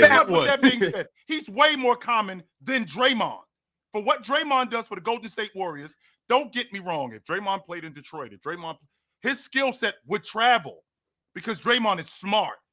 Guys like Boris Diaw, guys like Malik Rose. Super intelligent. Boris Diaw and Malik Rose are not the same. Why you bringing them up? You brought up Malik Rose. You brought up Boris Diaw. I'm not bringing just because I'm bringing them up doesn't mean I'm just grouping these guys as they're the same player. Boris Diaw. I'll take Boris Diaw. That chill, but that doesn't mean I think they're the same player. I'm talking. Why are you replacing them with him then? Because I'm not placing them with him. I'm just naming guys I think are underrated that you could put in Draymond Green's place that would still have success. That doesn't mean I think Malik, Boris, and all these guys I named, David West, any of these guys, I don't think that these guys are the same player. I just think with a team like that, I'll say Jordan's name. Jordan, if you would have snuck on that roster, you would have got busy with Klay Thompson and Curry too. That's what I'm saying. Hell nah. We got to move on. But I got a question for you. What about Luis Scola? Don't get started on Scola. I like Scola, but the Warriors, Scola be looking to put his head down. Scola be trying to score that thing. But Scola took Yao Ming. Scola took Yao Ming shine, bro. He's like, I don't give a fuck about no Yao Ming. I'm Luis Scola.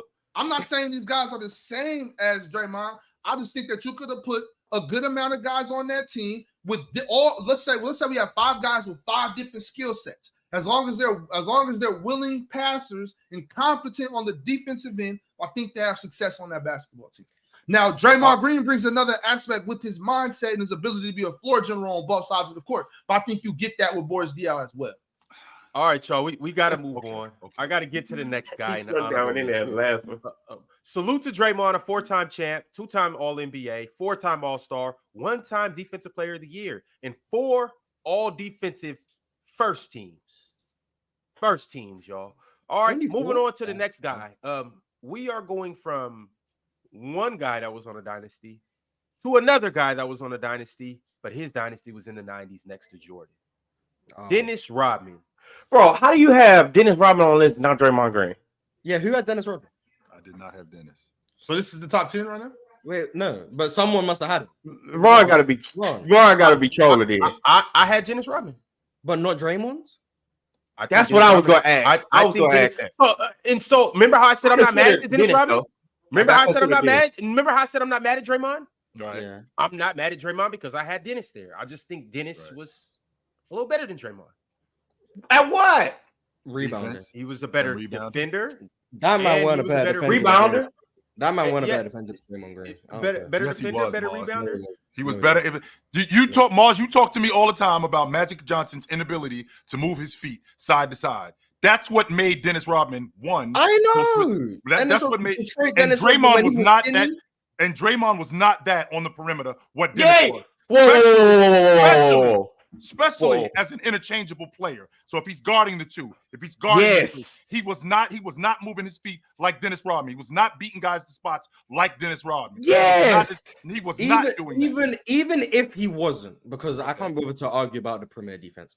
Draymond Green clears as a rim protector, clears as an off-ball defender, and clears as a team defender. So even if Dennis as a team, that's a crazy if though, because Draymond switch on them guards and they get blind. Jordan, we see an eye to eye right now. Now we friends right now. We see an eye to eye. I like this. Draymond Green, even on the perimeter, right? He was called the dancing bear for a reason. Those feet were moving. Right. He's switching onto Dame, onto Chris Paul, James Harden, CJ McCollum, onto James Harden, onto Kevin Durant. Right. Whoever you want, Draymond was switching. You put him in the post, he got you. You want to put him in the post at 6'5", he guarding the post. You want to make Jokic look funny.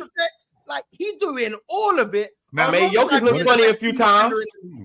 Now, Mars, everything that you just said. Draymond give Jokic problems, and you know that. Didn't Jokic just have 32, 16, and 16 on Draymond's top? Draymond had a down year. You talking about one time? Mars, I think he's shooting a career 50+% versus Draymond. Everything that you said about Draymond. Since you like it, doesn't matter how it looks. I'm 100% confident. I said popping floaters in his face on the perimeter. I'm 100% confident. I said Draymond is switching. He's definitely switching on the Dame. He's definitely switching on to Russell Westbrook. He's definitely switching on to Kyrie Irving. He's definitely switching on to all of these guys. He is moving his feet. I won't argue that. I said that right from the beginning. What Dennis was doing, switching on to the bigger guards like Magic, dealing with guys like Gary Payton, dealing with guys like Penny Hardaway. And this is an older Dennis. This isn't Dennis who's in Defensive Player of the Year, then getting on the block, fighting with Alonzo Mourning, pushing him off the block, pushing him 16, 17 feet away from the basket, getting on the box and fighting with Hakeem Olajuwon, who was destroying David Robinson, getting on the box and fighting with these two guys. And on top of that, being the defender that he was on the perimeter, like you talked about being off ball, Dennis was damn good getting around screens, Moss. That is not true.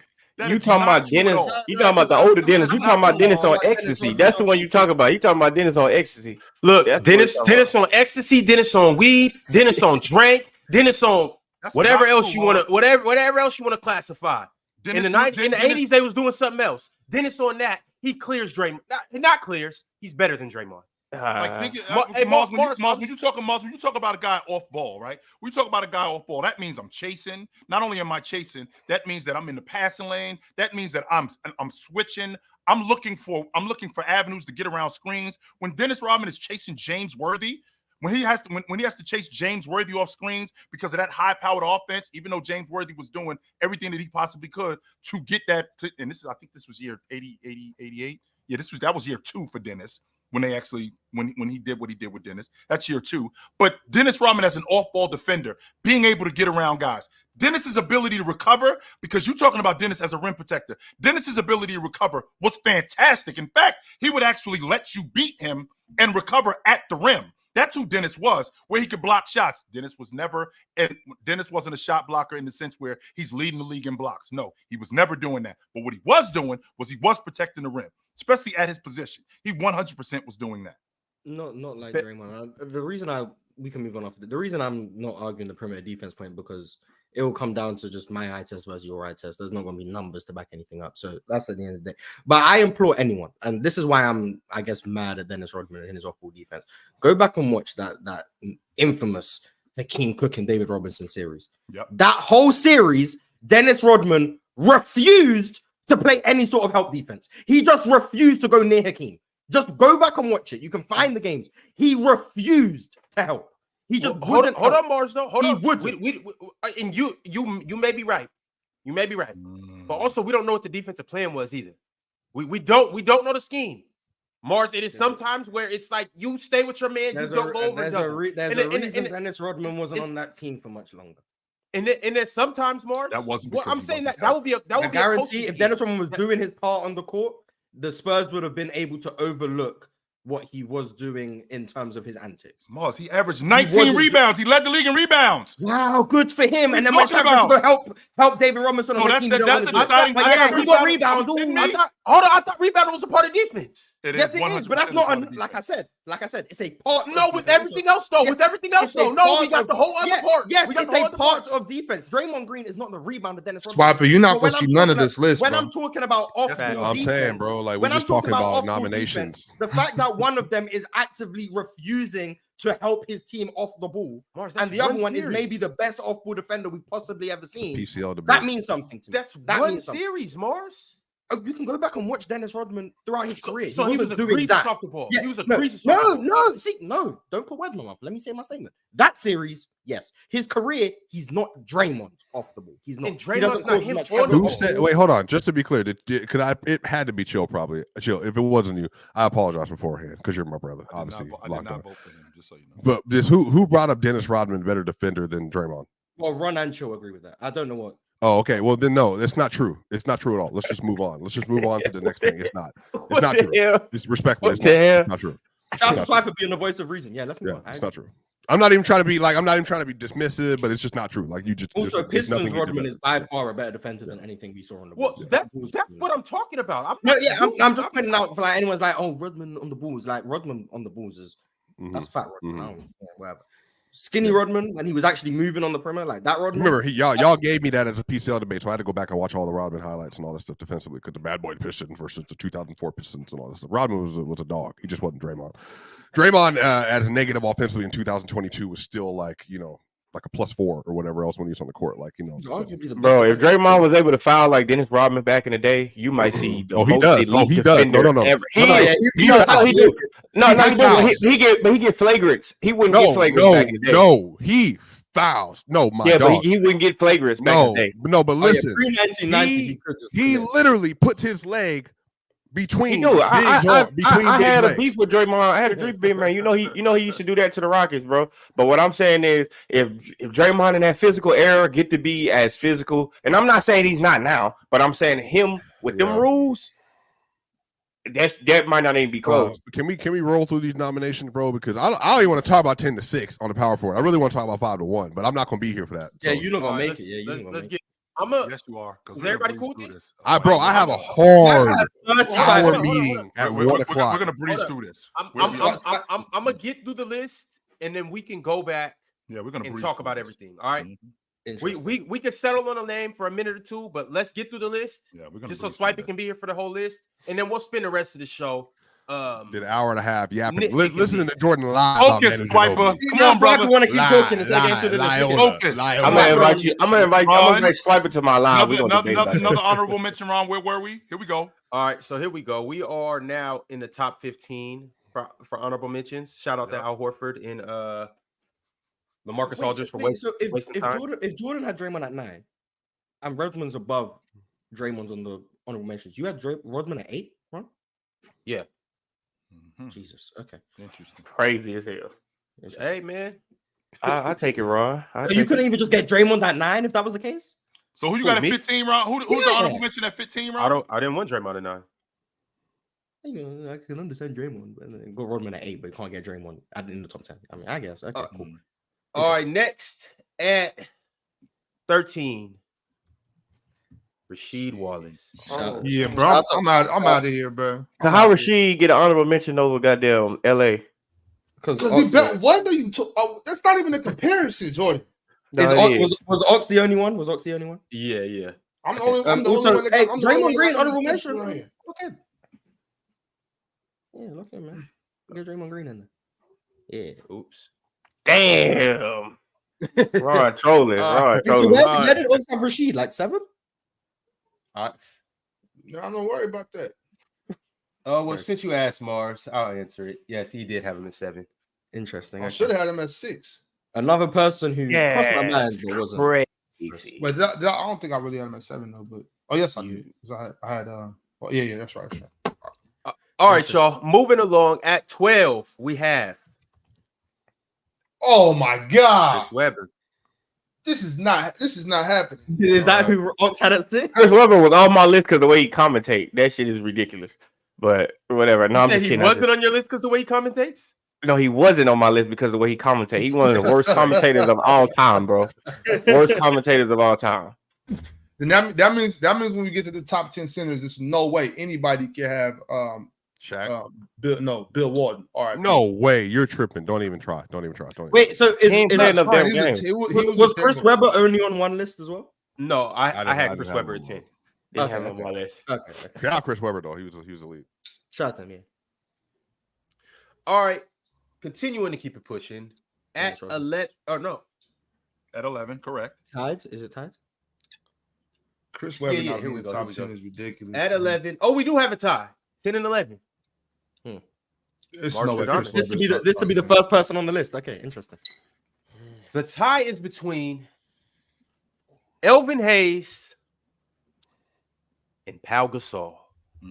Pau Gasol. I snuck Paul Gasol on my list, but Elvin Hayes, bro. If you go by statistics, Elvin Hayes is a goddamn great player. But you know how I am about them errors, man. But He played in the 70s. He played in the 70s. You said you oh yeah. I mean, spoiler. So Elvin Hayes is who I had at 10. Elvin Hayes. I didn't put him on there. I kind of forgot about Elvin. Elvin Hayes. Goddamn, Elvin Hayes. Because I be watching like old ass documentaries with Elvin Hayes doing shit, and that shit is just I got Elvin Hayes at 8.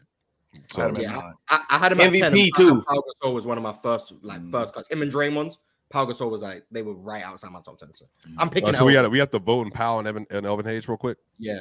I think we'll go Elvin. Yeah, Marge, you said you got Elvin? Yep. Chill. I had Elvin Hayes. I had Elvin Hayes at 9. Yep. We can't hear you. He said Pau. Pau. Okay. I had Powell at 10, but I want to walk that back. All right, so you got Elvin? Yeah. All right, I got Elvin. Elvin's at 10. All right. Elvin Hayes. Shout out to Elvin Hayes, man. I think he's so underrated. Mm-hmm. I'm just out of curiosity. Just out of curiosity, Ron, since people get to ask questions about other people's lists. Are you telling me that I'm the only person that had Chris Webber in the top 10? Yep. No, I had Chris Webber. Yeah, he said that earlier. Yeah, he did. Yeah. You and your best friend. So we the only ones up here with any sense. You know what? You had Chris Webber. You had Chris Webber and Rasheed Wallace in the top 10. I'm gonna troll one list. And Al Horford. Jokic ain't going on there. He not a power forward though. Why would Jokic be on here? Yeah, I don't understand. Oh, you're right. Yeah. I mean, he started his career as a power forward like his. He for sure on the top 10 center for sure. We'll see. Well, according to Ox, he's not the best player in the world because he can't play defense. Shit.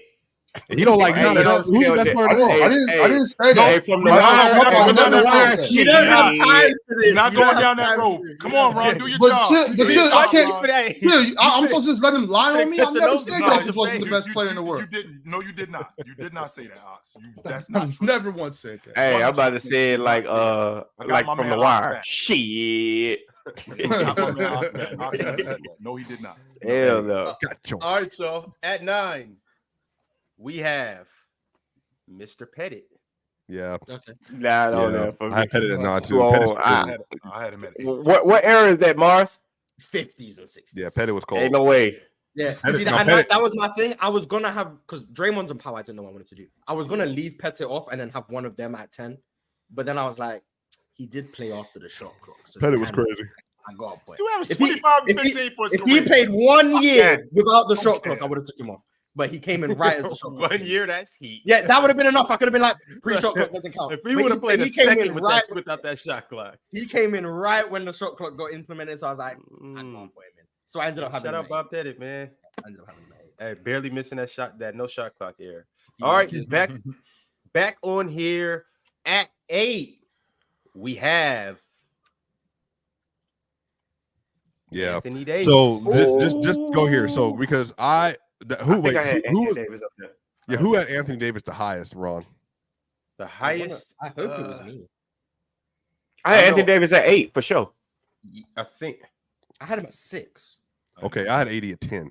He would look around. He would be like 2 or 3 if he just stay on the damn floor. I promise you. 2 or 3. No. Bro, Anthony Davis is one of the best players in the NBA. Anthony Davis is one of the best players in the NBA when he's healthy. Where did you have Anthony Davis? His ass just never healthy. I probably didn't have him on there. He don't like it. Where did you have Anthony Davis? I like Anthony Davis a lot. I love Anthony Davis game. Ox, you think Anthony Davis better than Sheed? No, I don't. We talked about this already. Yeah, we had this discussion before. I do not. No, I don't. And really quick before we move on, Ron. Okay, so Jordan, stop with the he ain't never healthy thing. 5 of the 6 years that he played in New Orleans, he averaged almost 70 games a season. Last year, he was in the top I don't consider 10 in that the league. healthy. And what the hell? Yeah, remember the Got Kawhi 70 thing. Like, games. if you're Yeah. missing games, that's too much for him. So He averaged almost 70 games a season, that including means the he missed playoffs. 12 games. That means he missed 12 So games. we just gonna act like the narrative around Anthony Davis is not his nickname street code. So that's just a myth. I think Charles Barkley giving him a nickname is cool, but I mean, but that's a myth. So we gonna act like Anthony Davis don't go over Count how many games he went to the locker room in the first quarter. These last 3 Count how many years times he went to the locker room in the first quarter. Anthony Davis' injury concerns started after the bubble. 21 and 22. That's it. 21 22 and 23 were his these injuries. last 3 years. I think in New Orleans when he wanted to get out his deal for sure with the Lakers, he definitely was doing that. I mean with the no. Remember what they did? Remember they held him at 20 minutes a game. They held him at 20 minutes a game. They did that. Yeah, because they were scared he was going to get hurt. No, that's not it. It was the compliance. Remember, the NBA had the rule that you have to play at least. You can't just not sit him. So you had to play him at least 20 minutes. But why were they trying to sit him? Because they didn't want to lose trade. Yeah, they were just trade value. Just that's what everybody does. Because he was going to get hurt. You can't trade him. He wasn't hurt at that point, though. That's not what happened, Jordan. And that's with anybody. They do the same thing. Well, Jordan, I'm just trying to tell you that's not what happened in 2019 when that. I just can't believe we finna act like Anthony Davis don't have the stigma, and like that is not true. That he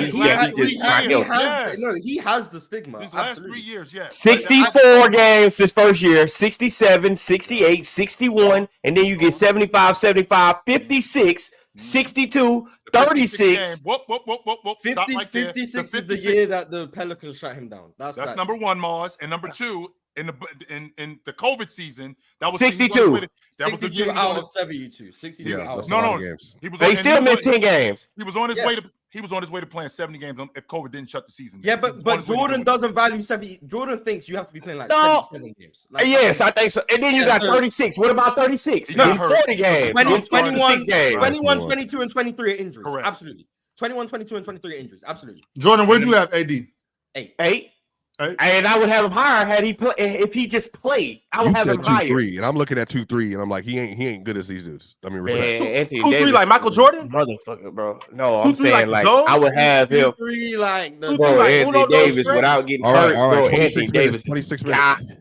Shot clock. Well, yeah, I had Anthony Davis at 6, so I had him the highest. I love AD. Mars had him AD could be a great player.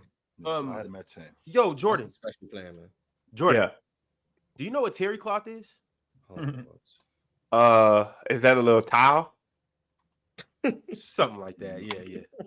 What's terry? That's a towel, right? It's one of them little paint towels, right? Yeah. According to some people, that's actually Anthony Davis. For sure. I would agree with you. Also, his terry cloth. He ain't steel. Soft. He ain't steel. That's for sure. I'll tell you that. All right. Let's get back to the list, though. Shout out to AD. He did make the list. Mm-hmm. Somebody said, I don't believe in PTO.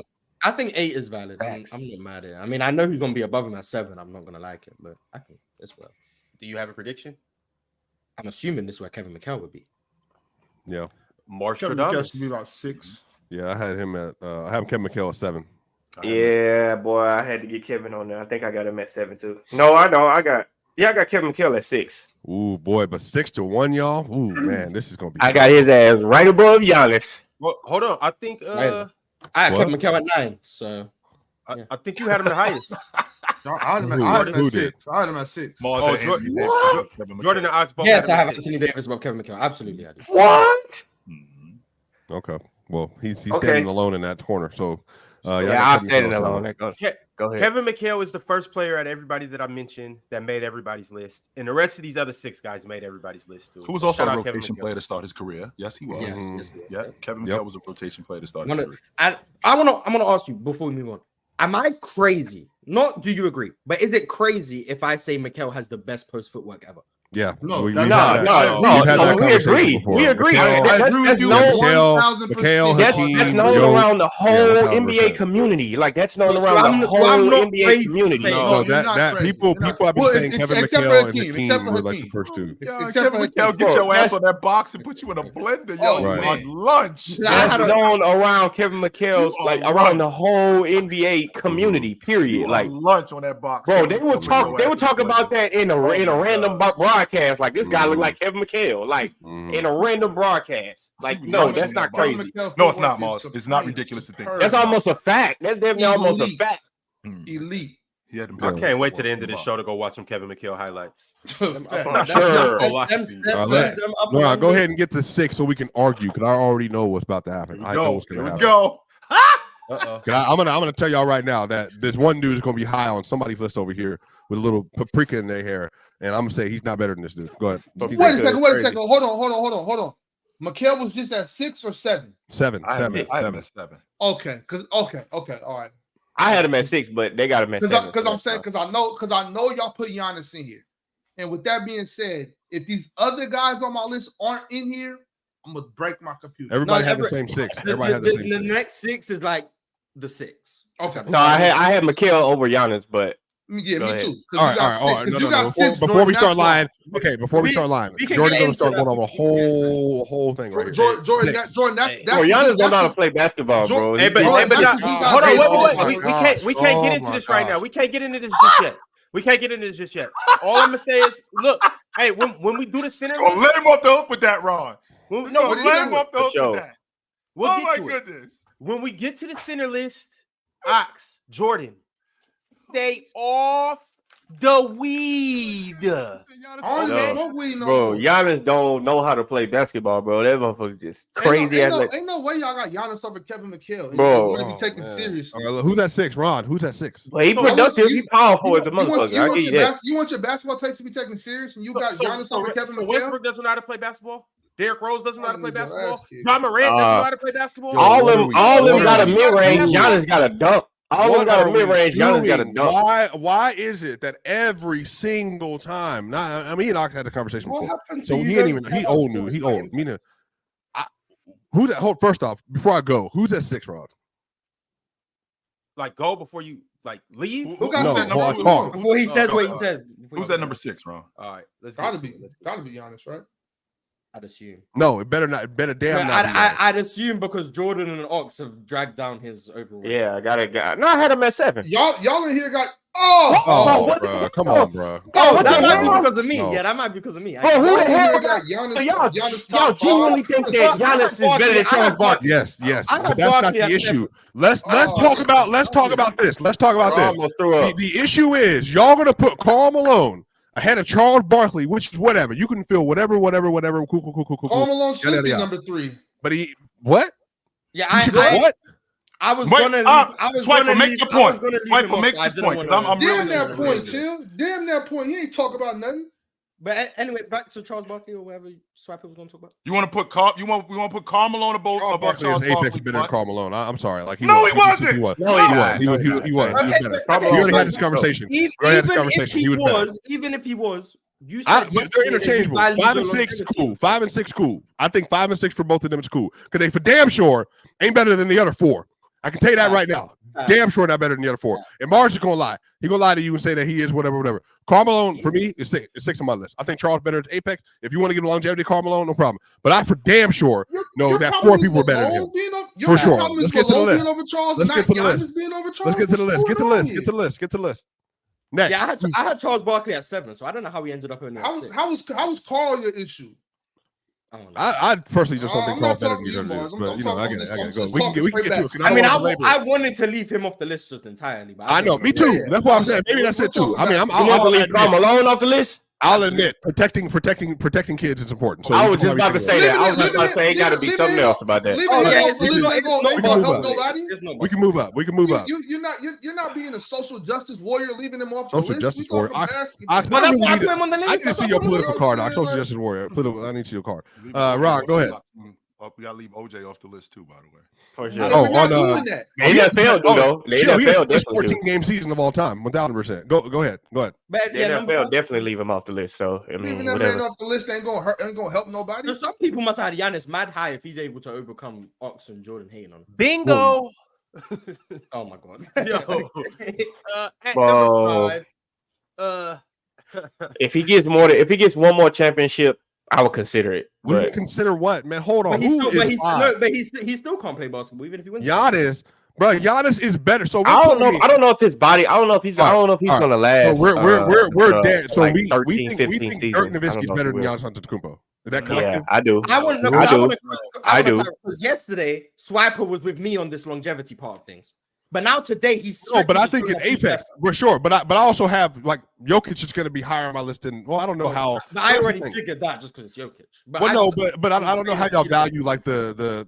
Cause if we have a 5-year sample size, that's like 4 MVPs in those 5-year runs, and like I think that's where.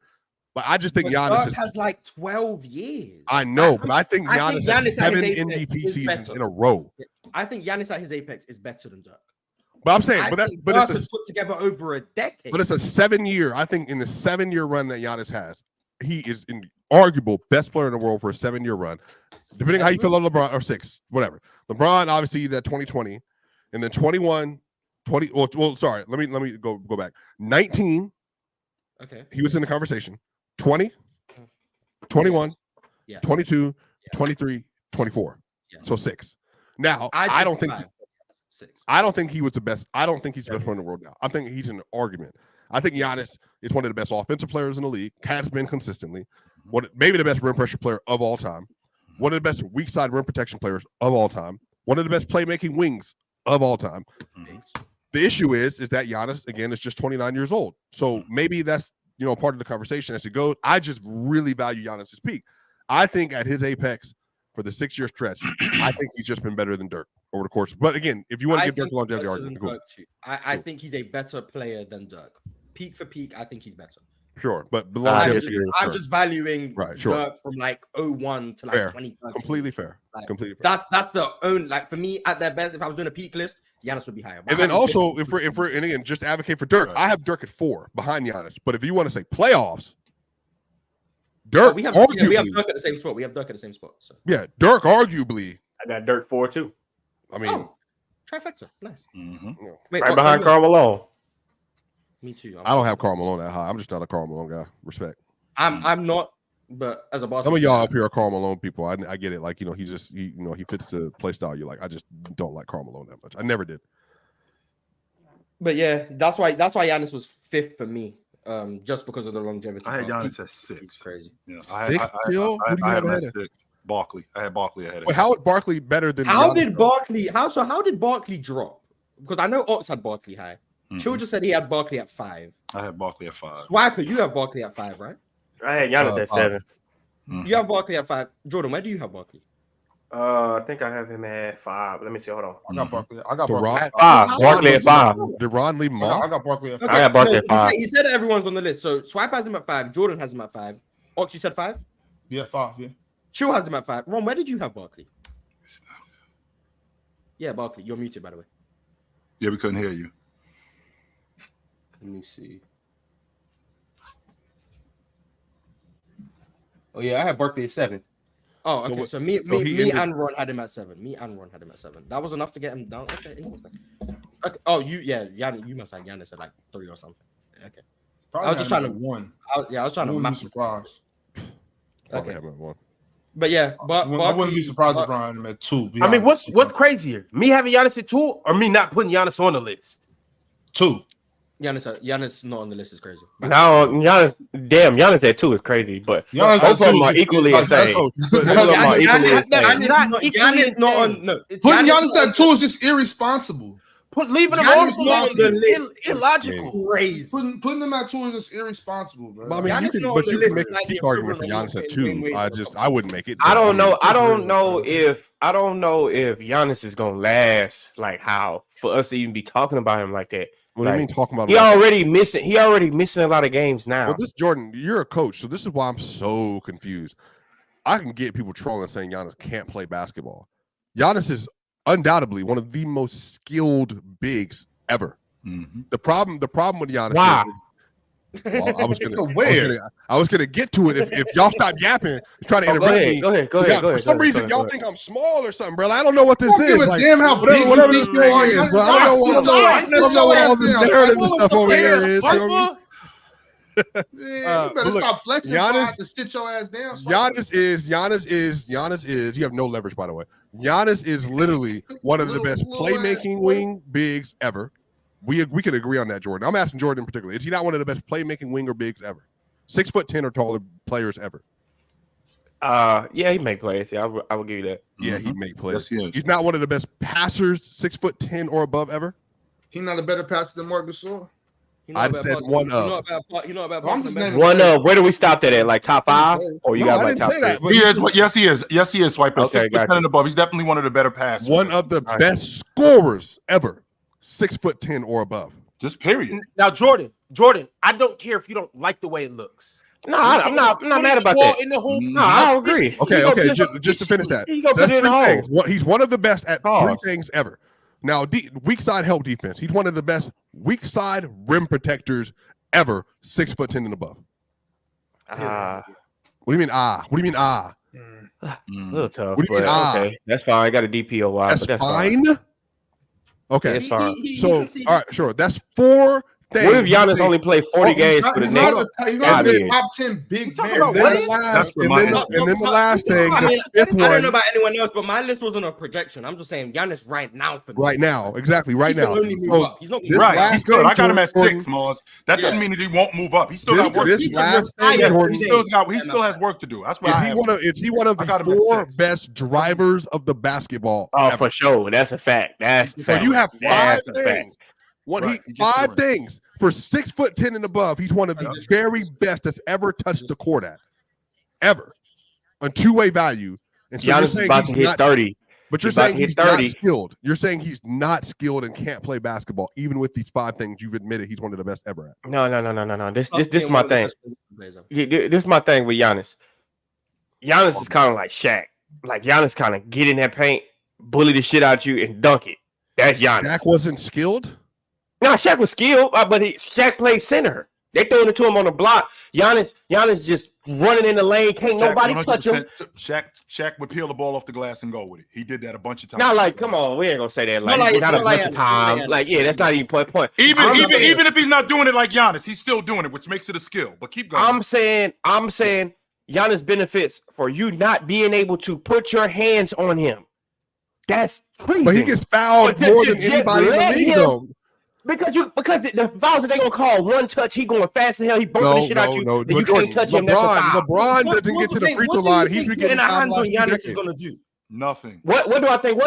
What do you think putting a hands on Giannis is gonna do? Nothing. Realistically, it's gonna slow him down. It's gonna stop him. He averaged 11 free throws a game the last 5 years, though, Jordan. I don't understand that. You can't touch him because you can't touch him. But you just said bully him, and I'm saying that Giannis relative.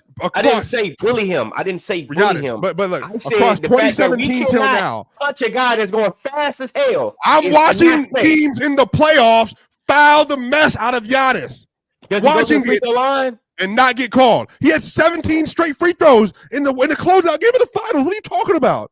They fouled him all the time. My point, though. You're proving my point. That's what I'm saying. They wouldn't be called in a different. Why would they not be called? Shaq went to the line in the 2000s. So let's talk about Shaq. Shaq ain't go to the line like as much as Giannis do. Shaq repeatedly was getting to the line at a free throw percentage relative to Giannis. Some of the fouls that don't be called on Shaq, like you literally, if you don't foul Shaq, he will get 100 on your ass. But that's a big. Bigs get fouled more than anybody else in the league. But wait a minute, Swiper. Jordan. You just said that his skill set wasn't really like that. His game is predicated on what? What is his game predicated on?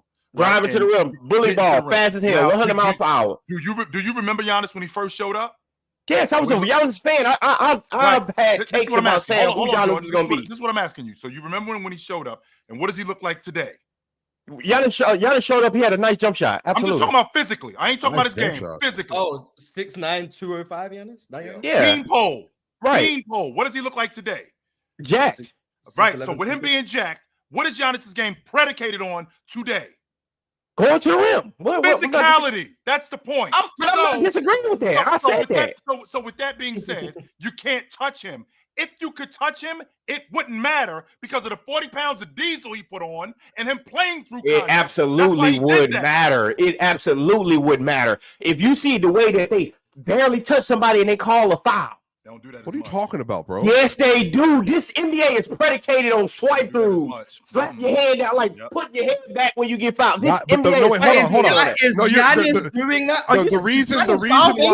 The reason why we know what you're not saying is true is because post players, the rules for post players and foul calls have not changed to the same degree as perimeter players that are playing on the wing or at the guard position. bigs are still, by and large, called very similar to the way they have been in the last 20 years, which is why you cannot say that because they don't throw the ball to the big, so you cannot say that. Because I'm saying this to you because the reason why I know this is because bigs are now being able to be guarded by smaller players more often because you cannot be as physical with the player 6'8" or below. You know why I'm gonna call cap? You know why I'm gonna call cap? You know what I'm gonna call cap? They barely throw the ball to the post. I can name 3 players right now. They're all elite post scorers or elite paint players right now in the league, and they're all at the top of the league. Jokic, Embiid, and then Giannis. All 3 of them. Embiid what? Embiid what? Embiid is one of the best post scorers in the world, and one of the best of the last 25 years. Barely get in the post. Embiid stay around the mid-range. That's just not true. That's just not true. Like I'm sorry, I'm not even an Embiid guy. That's just not true. The same Embiid that was getting locked by Marcus Smart and OG Anunoby. That's why the same Embiid that stayed on the free throw line. I agree. Curry in the Olympics. The same Embiid who watching all these other players cut while he sit his ass on 3-point line. That Embiid. All that fool want to do is shoot jump shots. That's it. Embiid call every time. Apparently, I have to be the Embiid truther today. I think that Embiid is a very flawed player, which is why I argued against Chill, saying he'll never be the best in the world, despite what Chill thinks he could do in some fantasy world. Yeah, in some fantasy world. In some fantasy world. It's never going to happen. It's never going to happen. But I'm going to advocate for Embiid here by saying he's one of the best post scorers. Jordan, look at me. Look at me. One of the best post scorers ever. Literally. Getting to the rim.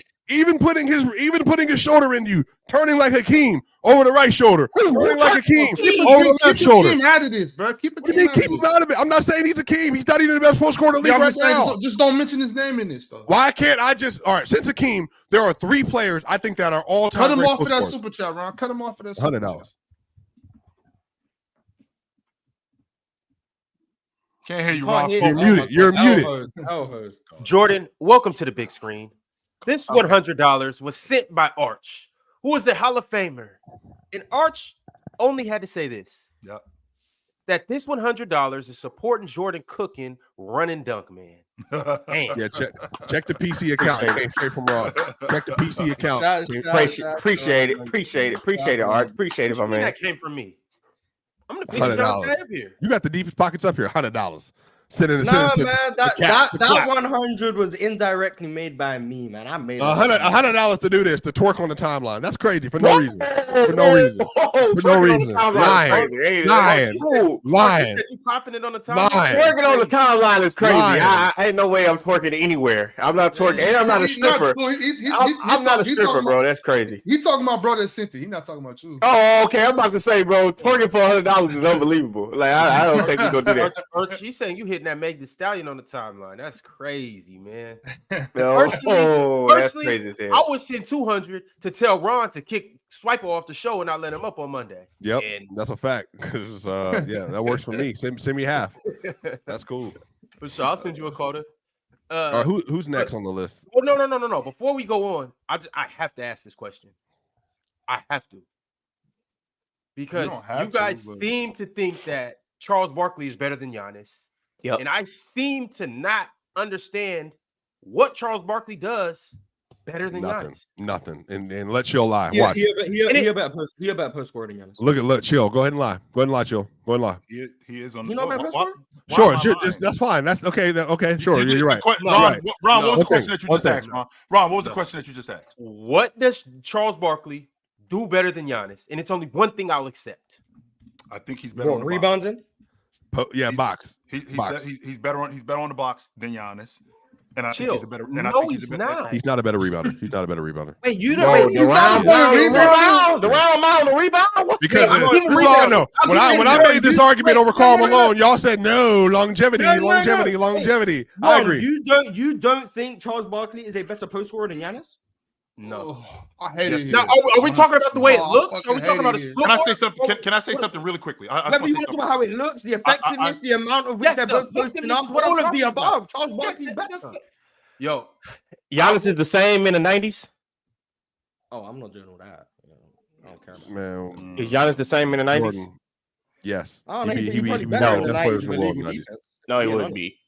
Give him a legal defense. One-on-one. All he got to do Jordan, is beat his Jordan, how many players? Wait. Jordan, how many players do you think would still be like all-time great players in the 90s right now? I don't think a lot. I honestly don't think a lot. No, I don't think a lot. I don't think a lot. I think the players. I think a lot of players in the 90s will get so much better in this generation. Giannis. I don't think it.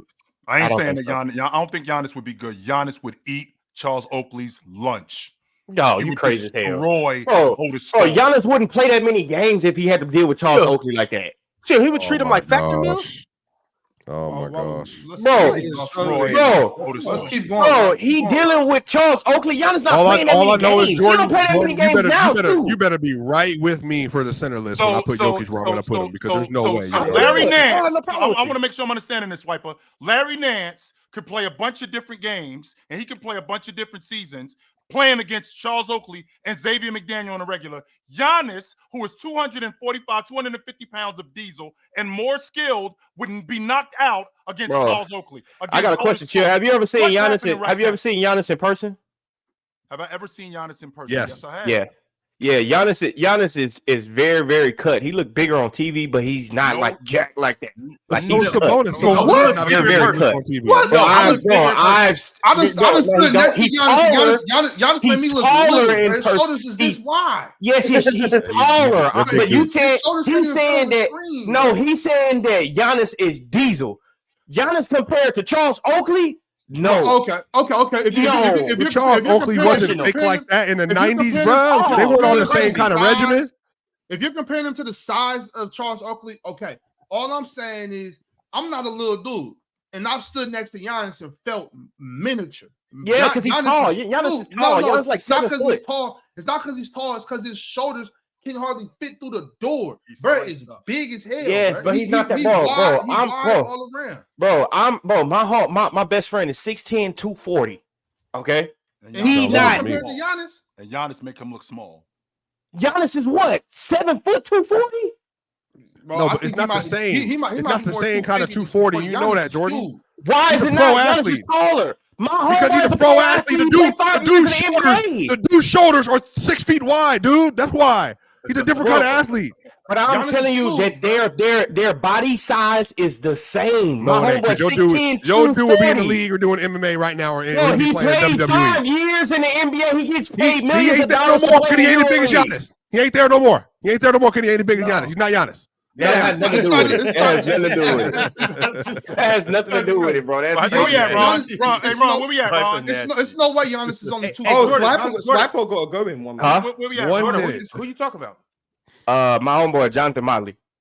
Jay Motley. I know. Mott ain't that big. Yes, like he that. is. Yes, he is. No, he is not. No, he is not. Both of y'all little. I literally trained him. What are you talking about? I'm gonna put you in a sleeper when I see you. Bro, I literally trained him. What are you talking about? Yo, Giannis is not 240, bro. Giannis is heavier than 240. Jonathan Motley. Respect. Jonathan was a really good player too. He really was. Fact. He is the really good player. But he ain't big. He ain't big like that. He ain't big. No, he's not with Fenerbahce no more. He played with Patrick Beverly. Bro, look at him. Hey, remember I told y'all Pat Bev played with 4 different NBA players. Play with Ishmael Wainwright. Look at him shoulders. That's not the same. That's not the same. Bro, I'm telling you, Mott is 240. That's cool. I know that for a fact. He's 240. First of all, do you see how Mott play? As skinny as they think Mott is, he scores all his points in the paint. Skinny. Not skinny, Jordan. No, not skinny. Just compared to my top three for all the yappers in here is I got Giannis Antetokounmpo on my all-time list. Giannis is at 20. I got Kevin Garnett at 17. He's my number 2 power forward of all time. And I got Tim Duncan, who I think I have 6 on my all-time list, or 7. You got Giannis at 3? At 3. He said that earlier. Because I'm a real man. You got Giannis higher than me. I'm a real man. And I stand on business. You had him at 4. I'm not even being serious no more, bro. Come on. But latest Swiper. I couldn't. So the longevity part that comes in with Giannis versus Carmelo, I couldn't see myself putting him above Carmelo just because number 2? Well, he was number 2 for a very long time on the all-time points list. He now is number 3, obviously, with LeBron. And where's he on the rebounding list? Top 10. I'll look for you. Well, hold on. It's one of those lists where he's like damn near top 5, right? Is it rebounding or is it steals? Something like that. Turnovers. Turnovers.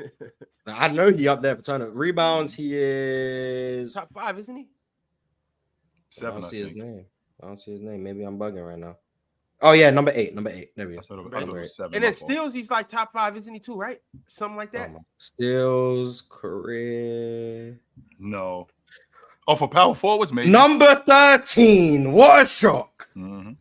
And Mars, and Mars, if we're being honest, again, a long time ago, I don't know if any of y'all know this. A long time ago, I know you dudes up on the panel know it. Karl Malone did something super duper foul. That's why Mars won't accept. That's why Mars won't speak his name. He did something super duper foul. He had sex with a 13-year-old girl and got her pregnant. Super duper foul, and that needs to be acknowledged. I do recognize that, and I recognize that he was super foul for that. 100%. That was dirty, and that is dirty and stinking. I ain't saying it. That is dirty and stinking that he did that, and I don't respect that at all. And for that, I have a real problem with him as a human. I got a huge problem with Karl Malone as a human because of that. As a basketball player, in terms of the art and what he does, I'm talking about power forwards, guys who played the 4th spot for their career. Tim Duncan's the only guy that I think is better than him. That's it. All right. Well, we're going to get to Karl Malone. But at number 4, we must show some respect to the German. 1, 2, 3, 4. What? What did that mean, Ron? He just counted to 1. He just counted to 4 in German. Oh, okay. But it sounded sophisticated though, right, Mars? No, it didn't. It sounded wonderful, man. I don't know what. Mars, you speak German? I'm from Germany.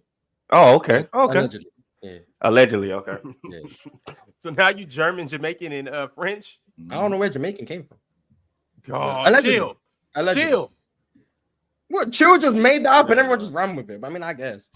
You didn't deny it. In fact, not only did you not deny it, you said, I cannot categorically say or say not that I'm not this. If you're not that, you'll just say it. I can say right now, Mars, I'm not Haitian. I can say that. I am not from Haiti. If you would have said that I'm from Singapore, I would have been like, maybe. Like I would have done the same thing. So that's and then Tay's gonna be in the chat. Mars is Jamaican because I've seen on his other account he had Jamaican music on the playlist. That's what he gonna say. I'm gonna wait for that to show up. Hey, Mars, you gotta quit exposing your whereabouts. It's unknown for right now. Everywhere I say allegedly. Everywhere I say I'm from allegedly. No, Mars is in Tuscaloosa right now. He's Mars is from the UK, brother. Mars is from the UK. He's from the UK. He lives in Alabama. Jordan, he right down the street from you, actually. I don't live in Alabama. That's crazy. Houston, Alabama. That's right around the corner. That's right around the corner. My thing is Mars not trying to let us know yet because he know we trying to pull up on him and go hang out in London. He said if we come and knock on the door, he not gonna open the door for us. He fouled for that. All right, so number 4, Dirk, right? Did everyone have Dirk 4? Yep. I'm just trying to bring you some. Should have had him number 3. I got Dirk 4. You had him at 3, or you're just saying you should? No, I didn't. I didn't. That's a fact. Yeah, I had him at 4 as well. I think he's the best offensive power forward ever. But defense just holds him back, in my opinion. So, yeah. Boy, Dirk was a boy. I'm Houston Rockets watching Dirk do whatever he want to do to us. Whatever. Whatever. I'm talking about. And my brothers, my big brother is a huge Dallas Mavericks fan. So like that was like conflict every time. So like I'm well informed on Dirk Nowitzki. And KG could never figure him out. And I love KG. Dirk is the Dirk for me. Dirk is the one guy I'm like, well, Shaq, but Dirk is like the one guy. KG just he That's Al Horford to That's Al Horford to Embiid. That's who it is. Embiid could never figure out Al Horford. KG could never figure out. I mean, it's hard. Yeah, I sure got KG number 2 though. Yeah, it's hard to figure out a guy that can shoot, that's that tall, that nimble, and can shoot that with that well from that deep.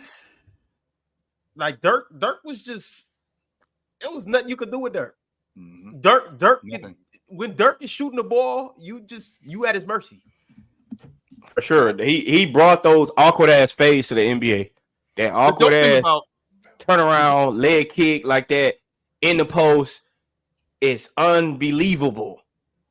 Hey, Jordan, that's like when you play somebody. You ever play somebody and they actually like not good, like they play real awkward. They're like really not good at basketball, but they keep scoring on you because you like, but what are you even doing? Like Like, why would you That shoot shit right worked there? for You him. throwing up crazy. Right. Like, what's going on? That shit That's worked kind for of him. like Dirk, except for Dirk was nasty and had skill. Skilled, bro. Skilled is skilled like hell. Unorthodox for sure. If he plays in this generation too, we might see even a way better Dirk. Honestly, if he played in this generation. God, in this generation, like that's not even because of the spacing. He's shooting 5 to 7 threes a game. It'll probably be more than that. Okay, no. Carl Anthony Towns shoots to me goddamn threes, bro. I'm not like Carl Anthony Towns. You're not taking Dirk out that mid range. In fact, that's what made Dirk so great. That's what made Dirk so great because in the early 2000s, Dirk, if I'm not mistaken, I think he was on the long ball line probably 4 or 5 times. He shot more threes. Right. But he shot more threes than any other big. But then what he did was he moved to the mid range and he found a spot where he lives. And because he found a spot where he lives, coming off curl cuts, not just coming off curl cuts, coming off flare cuts, that made him so much more dangerous because he could stretch the defense out to the long ball line. That's why he was so effective. And to Ox's point, when you're talking about a guy, I don't know if you know this, Ox, but Alex English in high school, his senior year in high school, he got his ass kicked so bad by this guy that he said couldn't play. He made him show him this one dribble left-hand jump hook that he had. Mm-hmm. You got to show me that. I don't have that in my game, and I'm trying to figure out how the hell this dude is busting my ass with this. So he found out where he lived, and he made him show it to him. You got to show me this. Sometimes, but to your point about Dirk, sometimes you need to get humbled. Sometimes, but what we need to like acknowledge about Dirk, like if he played in this generation, like the analytics is destroying the art of basketball for this age because you take away so many different things that you could do. Like it's less post ups. Like they want the ball. It's less post up. So where would Dirk go? Like they're not going to post him up. Like Jokic plays a lot on the perimeter, which is why he gets a lot of assists because he's handling the ball, doing shit like that. Then he shoot that crazy ass three. Put Dirk in. I'm not saying he's going to be Jokic because I think Jokic is Dirk on steroids, but I think if you put Dirk in this generation, you're going to have him shooting more threes, bro. And he could turn his back. He'll be able to handle the ball a little bit too. Later on in his career in Dallas, obviously he was old, but still had a clip. Still had a really, really good clip. I think analytics in general of like, we're not posting up as much, the mid-range, all of those things. But like the elite of the elite at those things, they still do it. Like Jokic does play on the outside too, but he does post. Yeah. Joel does play on the outside. But does he play more on the outside than he do on the inside? Who, Jokic? Yeah. As a scorer, I think he plays more on the inside. Just as a like I'm talking about facilitating the offense and stuff, he's on the outside. I think. Yeah, and I think he facilitates most of their offense though. Yeah. But I'm talking strict because for me, like I would compare, and I'm not saying they're the same, but Dirk to like a Kevin Durant, and KD doesn't shoot a bunch of threes. KD shoots like 4 or 5. Yeah, he does. He shoots like 4 or 5. Dirk is gonna be given the license to take as many mid-range jumpers as he wants because he shoots them at like a 50% clip, and he was doing that in the 2000s. So imagine now with more spacing, where the mid-range is less of a priority for defenses. Dirk. Does that mean the game had to slow down though? I mean, it'll be a half-court thing. He's not gonna take mid-range pull-ups in transition. He's probably going to either run to the rim or run to the three-point line. That's just how transition works. But in the half-court, and that's the thing, like half-court, like league-wide offensive rating, we're going to get nerdy here. League-wide offensive ratings are about 115, 116, 117. The Boston were like 123 or something. So like that's crazy. But in the half-court, it's like 104, 103, 102. The worst is like 94 offensive rating. So in the half-court, where Dirk would take most of his mid-range jumpers, if he's shooting 51, 52%, that would be one of the best half-court offenses in the league on straight mid-range jumpers. So the analytics would still support Dirk, even taking mid-range shots because of that. Now, in the post, would he post up as much? I don't know because he was. But that's where he get a lot of his game, though. Like a lot. Yeah, and that's what I'm saying. Like analytics does take away from things because I know if Dirk gets double teams and he's not the best passer, maybe they don't want him in the post as much because when they send the double. Because that's where analytics. This is where analytics might change his game. Yes, and this is where analytics hurts the game. He's still going to live there for sure. But this is where analytics hurts the game because it always tell you like, oh, take the mid-range game out. But what about the players or the post-up? But what about the players that get in a rhythm from that? That get their bread and butter from that? If you take that away, you can't just say, well, you had a pretty decent shot. Shoot this three. That don't work. Like that's what they did with Carmelo Anthony. Oh, you got a pretty decent mid-range shot. Go shoot a three. Like, bro, he got 20,000 points in the mid-range. Like, shooting from the mid-range. Like, that's like I think The analytics is ruining the game. And I think if you put Dirk in his generation, if you say, well, he's gonna form to his style of play, then I think the game is slower now. I think it's dramatically slower. Yeah, they probably wouldn't play a fast pace, but yeah, I think what the analytics have done is removed the human aspect of sports, like which things sucks, like things like rhythm, very sucks. Things like rhythm, things like the hot hands, those type of things. It's like sucks. Some guys do need to get into a rhythm. They need to see that. Jake Fascioni sent a super chat, so I'm gonna be quiet and let Ron do his job. Bye, Swiper. Jake Fascion said, "Kick Swiper off the show Monday." I think you have to. $200. I think you have. That's the sentence list, right? Yeah, we'll do it. Yeah. We'll do it. For $200, I think we have to. Hey, I don't think 200 is enough to kick Swiper off the show. Don't worry, Swiper. Like I said, I'll send you your quota. Someone sent a super chat to Open Gym saying, "Kick me off the show." I'll kick myself off for $200. So, Mars, to your point, it has 100%. It has taken away the human factor. If I get going in the mid-range, if I'm stopping and popping in the mid-range, you said it yourself. If you took that one step back, I don't understand why you can't take one step back and shoot the long ball more. Well, maybe I'm more comfortable 17 feet away from the basket. And when I am doing that, that sets me up for so many other things. Dirk was so good at that. For example, Dirk coming off that curl cut. When Dirk comes off that curl cut and he knocks it down, well, you got to honor that. When he puts it on the floor and he shoots that fall away with that leg up, well, you got to honor that. That sets up the drive to the basket, which now that sets up his pump fake. That sets up the drive to the basket. Ridiculous. Oh my! That's what I'm trying to tell you. But analytics kills the game, bro. Kills it. The point is that a guy like Dirk Nowitzki, who lived somewhere, right? He wouldn't allow the NBA to make his game this, even though the NBA was going that way, big men shooting the long ball. He wouldn't allow you to dictate that, okay, this is all I am. Nope. I live 15 to 17 feet away from the basket. I will move out there when it's necessary. I will get to the basket, but all of that's going to be predicated on where I live, right here, 15 to 17 feet. And if you don't honor this, you're going to be on the bench because I'm going to cook your ass. If Karl Anthony Towns had Dirk Nowitzki mentality, he would be so much better. Karl Anthony Towns want to do every goddamn thing on the perimeter. He want to shoot 12 threes a game, and if he don't make a three, the Timberwolves like, what's wrong with Karl Anthony Towns? He need to get his ass on the block. That's what's wrong with him. He need to get a rhythm going. He's not that good of a post player, though. He isn't. He can be because he want to shoot the three so much. That's all he want to do is shoot threes, bro. Like that's it. Man. Yeah, he does prefer to be on the outside, but I mean, he doesn't take care of it.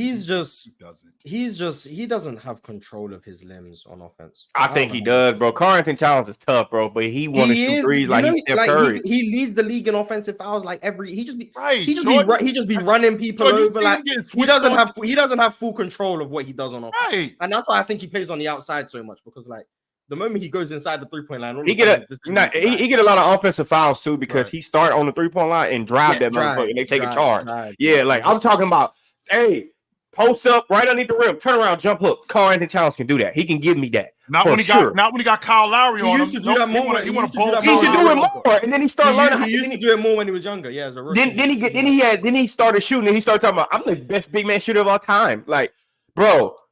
Get your ass off of that. Jordan, he didn't sound like that. Yeah, I'm the best big man shooter of all time. That's him. I'm the best big man shooter of our time. Like, that's him. And it's like, bro, you play just like how you sound. Like, you play just like that. That's what it is, bro. He played sweet. Sweet. He's a sweetheart. That's what he is. He's a sweetheart. We all like candy. No, send him Valentine's Day gift. He's a sweetheart. That's all I'm saying. That's all I'm saying. And Joel Embiid is starting to get there for me too, bro. Like, I'm like, bro, get your big ass and turn around. You would stay healthy longer like that. He got better though. He got better at it. Joel Embiid has gotten much better. He did, but Joel Embiid want to be Joel Embiid, Steph Curry, Harden. That's what he want to do. He want to shoot step back. He want to go hezzy pool. He want to go curl to the 3-point line. My question, Mars, where we at? We at 3? We at 4? We're at 4. We're at 4. We're at 4. How far is the gap between KG and Dirk? How far is the gap? And this is just me, I don't think they're in the same tier. And now, the biggest reason is I think KG is one of the 5 best defenders ever. That's the biggest. That's reason. The separator for you. Yeah. And also I know Dirk gets like all the plaudits for being like the best shooting big ever, and also at the time. KG was number 2 in the league in terms of shooting at that 4 spot. Like that mid-range jumper from KG. Yes. Like I know Dirk took all the credit. Yes. But KG was like the next best thing. Now that was a gap. But KG was the next best thing. But as an offensive player, I do think Dirk is the better player. But like KG is a passer, KG is a playmaker. There's ability to actually run offense. And KG clears as a passer too. Clears. I won't and then his ability to. I think he's a better rebounder. I think he's a better ball handler. And then the defense is just night and day. Bro, I won't even lie to you. I would tell y'all, I met KG at the end of a Clippers game. KG is an intimidating looking guy. Like, period. Like, I'm dead ass serious. Like, he's an intimidating. I'm usually not like that. I say what's up to everybody. Bro, everybody asked KG for a picture, and I was going to ask him for a picture. And the way he looked, I'm like, bro, you can have a picture, bro. I'm not even. And I'm saying he bring that shit to the court. That's KG. Like, when you hear them stories about KG, he looked like that in real life, bro. Like, so that's Mars, why I would agree with you, Mars, on that though. That's why he's so good on defense. Yeah. So when we're talking about the gap offensively between KG and Dirk, I got KG ahead of Dirk, but I think the gap between those guys is a lot wider than you think, Mars. And the reason why is solely yes, okay.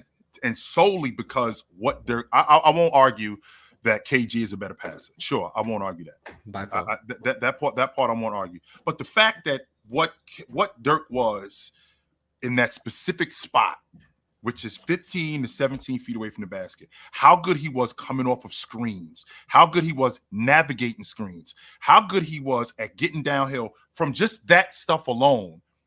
I'm not even talking about his ability to pass. I'm talking about just from that stuff alone, how much he affected offenses. Their offense in particular, how much he affected them. I feel like the gap between those two guys offensively is a lot. I feel like it's a lot wider. Now, I think it's a huge gap. I think it's a huge gap on offense. Just so you know, is the gap between Dirk and KG close on defense? No, I don't think so. I don't think he did anything. It ain't even on the same rim. I don't think he did anything close to what KG did, whether as an on-ball defender, whether switching, whether he was off-ball, whether as a roamer, understanding, getting around screening, getting around screens. Dirk would rebound. He was not the glass cleaner that KG was, not even close. Whether it was in traffic, whether it was by himself, he was not the glass cleaner that KG was. I won't even argue that. 100%. Bro, Dirk Nowitzki played defense like his shoes too damn small. Like he played defense like his feet. He wasn't that bad. No, if we're comparing him to Kevin Garnett, okay, that's different. Sure, he's not. No, he was that bad. Who's the better defender, Dirk or Jokic? Jokic. I think it's Jokic by far. Bro, I think those stats about Jokic being one of the worst defenders in history. I think if you don't watch the games, you don't see how many shots that he changed. Like I think Jokic clears Dirk. I don't think Dirk was lost on defense like that, bro. No, Jokic be changing shots at the rim, bro. I don't think that Jokic was lost on defense. Not Jokic. I'm sorry. I don't think Dirk was lost on defense, especially considering the players that he had to go up against in that power forward era. He had to defend. He had to put that effort in. Now, don't get me wrong. He wasn't able to slow the better players down. He had a difficult time with Weber. He had a difficult time with McDyess. Rasheed Wallace would basically, whenever you see the whole league, damn near. Whenever you see Lions, when they snatch their covers by the back of that, that's what Rasheed Wallace would do with him and snatch him and bring him out to the perimeter and drag him out to the deep water. Yes, he would do that. But Dirk would give me effort on the defensive end. Now, when you're talking about Joker, I think Joker would give me more effort. I ain't gonna argue that. He just wasn't as good. I won't argue that. But Dirk wasn't as awful as you guys as you guys talk about. I don't think he was that bad. There's many reasons. I want to start. I think Dirk is comfortably the better offensive player. I think Dirk at his apex is one of the 10 best scorers ever. Like I'm disagreeing with you. That's not disagreeing with you. It's not ridiculous to say. I don't think you understand how good Dirk was in that mid-range and what that set up, yo. Nah, I do understand. I said I'm not disagreeing. He said he's not disagreeing. He said he's not disagreeing. I'm a Dirk fan, bro. Ever since the first 20 minutes of the show, me and Jordan been eye to eye. The power forward list, we've been relatively eye to eye. Manu Ginobili stuff. Well, I can't say eye to eye. I can't say we've been seeing eye to eye. When you're trying to make a pause out of anything, that's crazy. You didn't say seeing eye to eye. You said y'all eye to eye. Right. Focus, Ron. Yeah, that's Ron, the same thing. You just reaching right now. But Dirk as an offensive player, as a scorer, I think he's one of the 10 best at his apex. That mid-range opened up everything, like you said. The post-game you couldn't contest him. He was stronger than everyone, especially when he added that strength. And then, like I always say, young Dirk was getting to the rim, like the agility, the mobility, the speed, all of that. But then when I look at it as a full package, I'm like, the passing was at best slightly below average. At best. Scale from 1 to 10, Mars. 10 being Joker, 1 being garbage. Where was Dirk? Like a 3. Like a 3. He wasn't a good passer. He actually was, Mars. No, you talking about Dirk's an average passer. Dirk's an average passer. He's average. I mean, I need you guys to tell me a player who's average because I need to know what you guys call average. He was clearly below. So, like Kenya Martin may be an average passer. Yeah, I agree. Kenya Martin's an average passer. And I think are we talking just for bigs or just in general? No, just for bigs. I'm talking about big guys. So, like, so for example, when Dirk would get doubled, Dirk knew how to skip the ball to the other side of the floor. He's not throwing the ball in the second row. This is and now I know what you're talking about, Mars. He ain't throwing many skips in his right. In his actually, he did, Mars. He threw a lot more. Most of his passes would have passed one pass away, and then it was most of them was, but he'd catch you on the weak side where the double team would come from the baseline, and he'd see your man and he'd fire it over instead of being a ball hog. He would do that with the guy being one pass away. He would fire that quickly because he would anticipate the double team coming. And Jason Terry, Jason Kidd would be wide open, which would explain why Jason Kidd was a better three-point shooter, even though he improved at it. But the volume that he had, that would explain because Dirk would hit him a lot. I don't think Dirk was as bad a passer as you think he is. He might not have been throwing the ball behind his neck like Joker was. I don't care about the flash. I could care less about flash. He was get the ball where it needs to go. Right. He was making correct reads. He was doing that. And the game is different. He was making the basic reads. For me, in order to be a good passer, you have to make reads beyond the basic. Dirk was exclusively making basic reads, which is cool. Like you get doubled, you make the basic kick out, and then you create the advantage is created because you got doubled. He makes the basic kick out, and then you either drive or you kick, you swing, you get an open shot. That's cool. But the advanced read is being able to manipulate the defender, get someone going, you find someone going to the rim, you're able to look off a defender, and then you can make those high level skips or the lay down passes. He wasn't doing none of that. None of that was happening. There was no manipulation. There was no holding the defender with your eyes and making a skip. It was. That's not true, Mars. Yes, he was. Yeah. He was doing that later on. The game was different. Yes, the game was different. He wasn't Mars, doing the that. game was Chris Webber was making those reads in the early 2000s. No. That's a great pass. Chris Webber was doing that. Kevin Garnett was doing that. Arvidas was doing that. Yes. Those guys were doing that. That's the elite passers. Bill Walton in the 70s was finding cutters, able to manipulate defenders. Yes. Those are the high level passers, and I'm just talking bigs. We talk throughout history, just all positions. That's how I thought of it when I said Dirk was a 3. Relative to bigs, I could see closer to average. Relative to bigs. But from 2000, as a player, I gave him a 3. As a big, I can see more of a 5. But I was talking players. Hey Mars, but from 2000 to 2010, the game was just so much different. Like they didn't allow bigs to play like that. Like it was just like run to your spot, short corner, post up. You pick and roll. It wasn't like Jokic at the top of the key. I'm not handoff. I'm not asking him to be Jokic. But I'm saying, when you draw a double, you should like. When Chris Webber drew a double, he was making better reads than Dirk was. Chris Webber, KG, they were all making better reads than Dirk was in those situations. I'm not saying run the offense and get 9. I don't care about the assists. I'm talking about within the role he was doing, he did the bare minimum as a passer. But what I was gonna say, like we look at Jokic's skill because of how he has the ball and the reads that he's making. It's like, damn, he's a great passer. I'm saying I think we could look at Dirk in a similar light if he get that opportunity to do that as well too. Like he's skilled. Dirk don't have no flaws. He can handle the ball a little bit. He can pass it. It's just he didn't get the opportunity to showcase that as much as we see from Jokic. So I think that kind of goes over our head more than we know. Now, so Mark, that's all I'm saying. You think Dirk could in today's game? You think Dirk could run an offense like Jokic? No. I don't think he could run it like Jokic, but I think he could be probably a 5 assist guy, maybe 4.5, 5 assist guy. Run an offense like Sabonis is like a high 8. I think he would be closer to Sabonis. I think he would be close. He probably would be 6. But I'm not. Sengun? No, Sengun is elite. Sengun is elite. Yeah, but I'm just trying to. No. He's under the fantastic passers. But I'm saying if he got the opportunity to, most Europeans can pass. Most Europeans, that's what they love to do. They pass the ball around. They just didn't play like that. That's all I'm saying. But here's the thing that I'm also leaving out too, Mars, and the idea that when Dirk got older, so I'm thinking 2008 and beyond, he was able to make those reads that you were talking about. He was able. Yeah, he became a better passer later on. That's what I'm talking about, Mars. He was able to hold off a defender because he was so. I keep bringing up this mid range because I have to make sure that I no disrespect, but I have to make sure that I pound that point home because that was predicated. Pound town chill.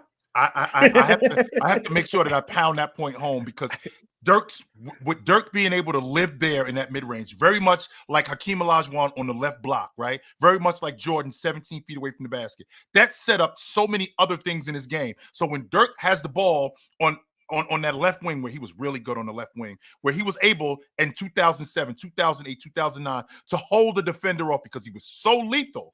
He was so lethal where now the double team has to come immediately because if I got Tim Duncan, I can shot fake him and get to the basket. He knew how to hold that defender off with just a dribble, not necessarily a shot fake, but with just a dribble, just to pause him for a second. Then he might get Jason Kidd on the other side of the floor and fire a cross-court pass to him, which might be basic to other people, but the read is what I'm looking at. That's the thing that I'm looking at more often than not. And Dirk Nowitzki in his career early was much more of a bucket getter than he was a distributor. And as he got older, when we're talking about 2007, 2008, 2009, those reads that Chris Webber, that Sabonis, those reads that those guys make earlier on in their career and regularly, Dirk was able to make those reads later on in his career. He wasn't as good, but he still was able to make those reads and make better passes. I think he became better. I think you just view his passing higher than I do. And then the defense is obviously KG. But yeah, I think Dirk is the better offensive player than KG. And I don't think it's particularly close. But I think the defensive shortcomings of him just outweigh a lot of things. Yeah. That's where the gap is. All right, y'all. We are going to keep it lit on this list. Next, I think this is no surprise to anybody. No, it might be a surprise. Carl. Gotta be Carl. We have Karl Malone. We ain't gonna spend too much time on him, man. The chat keep cooking Karl Malone. So as they should. I'm not disagreeing. I had him at 3. So for sure I thought you didn't have him on the list. No, I didn't want to put him on the list, but I didn't want to be the one to like if I don't have him on the list and now he's at 5, it just makes the list look I had him right. Doesn't look incredible. Yeah, so that's why I ended up putting him at 3. But I didn't put his name. I said number 32. So honestly, I think this actually really might be our best list out of all 5 positions, including center. Yeah. I mean, I'm not gonna fight for AD over Kevin McHale. Like overall, I actually think this is pretty good. All right. I don't think the KG was better than Karl Malone. I don't. When Jerry Sloan got the job, and that offense went through Malone, the game slowed down. They didn't play nearly as fast, but the game slowed down, and all aspects of his game improved. I mean, we're talking about Mars. You talk about KG as a passer. Malone was fantastic as a passer. He was great as a passer. He had this ability where when Stockton would dive to the basket, or when Jeff Hornacek or Jeff Malone would dive to the basket, he had this ability to hold you. And those guys would stay at the basket instead of just coming right through, get the defense to fall asleep, and he would fire it over his shoulder, and he got you wide open. Same thing, whether you were in the middle of the lane. He also had this unique ability as a 4-man, because when you talk about posting up guys, he was fantastic at burying guys underneath the basket, especially in transition when he was running to the rim. I thought that was a unique ability that not just a lot of 4-men. I thought that was a unique ability that a lot of big men didn't have, because he was so big. He was 255 pounds at 6'9", and he can just bury you underneath the basket. I won't even talk about his mid-range. As good as you think Kevin Garnett is as a mid-range shooter, Karl Malone was awesome, especially in stop and pop. When we're talking about him getting in transition, whether we're in the offense, whether he's facing up a guy, he was money in that. That's why he was able to expand Utah's offense. Now, when we're talking about production, I mean, again, Mars, you've heard me say this 1,000 times, 28-11 for 11 years. I mean, that's 30-10. We got a guy running around in the NBA today that's almost 30-10 for over a decade. We got a guy. I ain't gonna lie, chill. You kind of convincing me, man. I'm not mad at you for having Karl Malone at 2 and KG 3. You kind of convinced me. I think it just boils down to, at this point, what you like. But you made some very good cases to almost make me switch with Karl Malone. Very good case. And again, Mars, the off the court stuff, I can't argue that. I can't argue that. As a human, we're talking about a garbage human being to do something like that. I will not argue that, right? But just like I can't argue that, I can't argue the same logic with OJ. I can't argue that. Same logic with OJ. I think he's a garbage human being, but I can't take away from the fact that there is no running back in the history of the NFL that ran for 2,000 yards in 14 games. There's no player that did that. So I can't argue that. But when I talk about him as a four-man, and I'm talking about his game overall, Tim Duncan's the only guy I think was a better four-man than him. I think the problem that we had with him is that he ran into Jordan. I think that's it. That's a fact. That's a fact. Oh yeah, they would have won for sure. I think that's the problem. Bro, that is a fact. If they go to a game 7, I mean, you never know. But yeah, he another player. Jordan. I'm a Michael Jordan fan. I don't care if they went to a game 27. Mike wasn't getting to a game 7 though, so like that's his thing. He wasn't getting to a game 7. But I'm just saying though, anything happened in the game 7, man, you never know. Yeah, well, I'm about to run a poll right now. I'm currently running a poll. Who's better, Dirk or Giannis? Yep. 60% of you guys say Giannis is better, and of course they do. I'm in the 60% category, but I'm gonna run a poll right now, and I'm gonna ask who's better, KG or Karl Malone. Are they going to bat for OJ? They going crazy right now.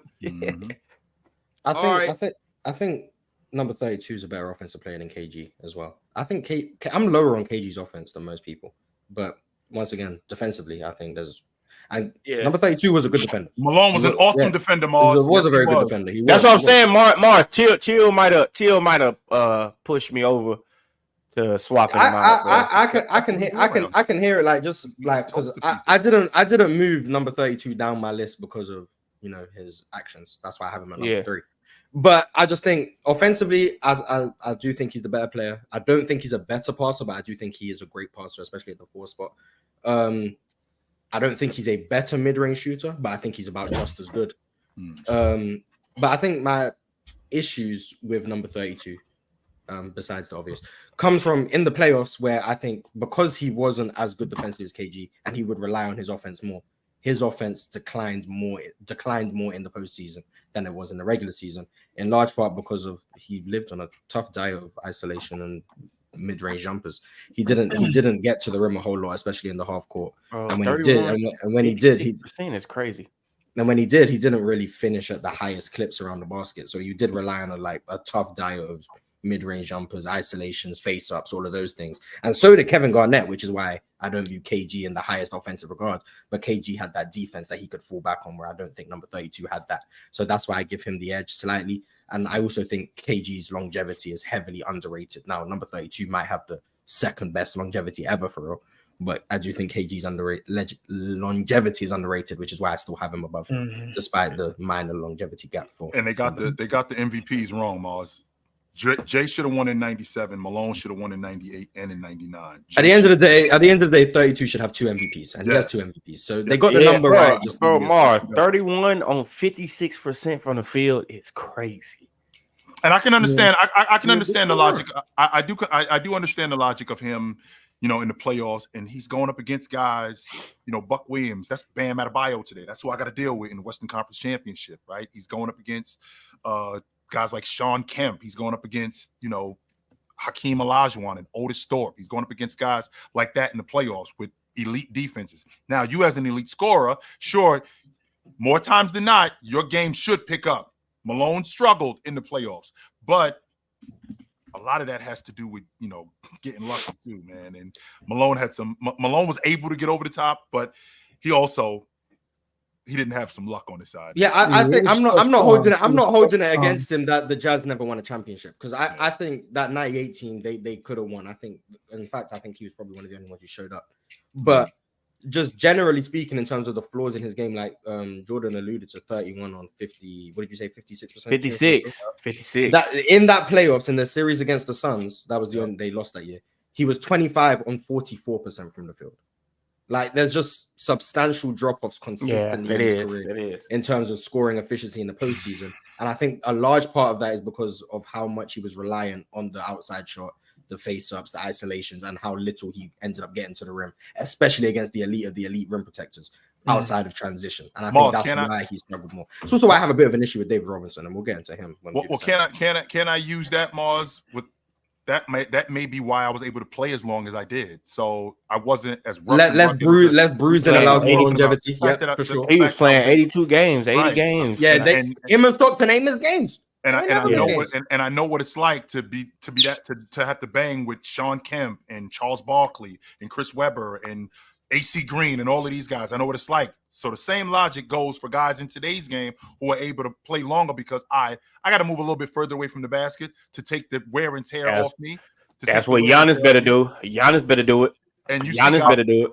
That's one of the main reasons, Mars, why I have Dominique Wilkins as low as I do on my list, because he wasn't able to transition his game further away from the basket after his athleticism waned. That's one of the main reasons why I have him there.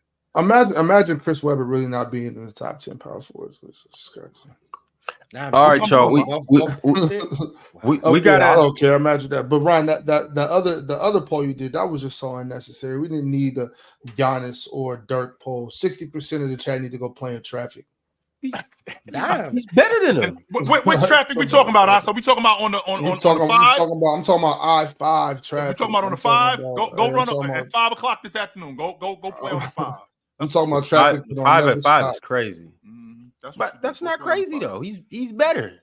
Well, you could go join them, man. Have fun, brother. I'll enjoy it too. All right, here we go. We're gonna get to 2 and 1. It's actually quite obvious. At 2, we have Kevin Garnett.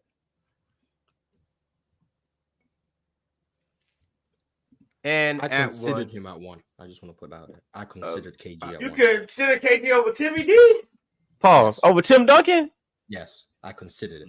No, I didn't go with it. Hey, Mars. You entertained it, like, and when you say you entertained it, how? What are we talking about when you talking about entertaining it? Well, I thought at their best, I think KG's the better player, but I think it's marginal. I think both at their best, I think it's neck and neck, depending on preferences.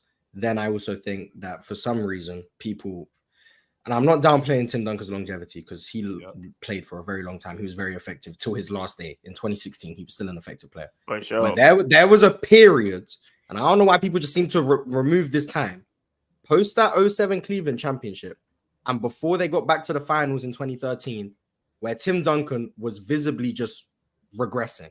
That little 5-year period, Tim Duncan was just not playing. He had like a second wind, if you would, in 2013, where he elevated back to a level that he was in like 07 in 2013.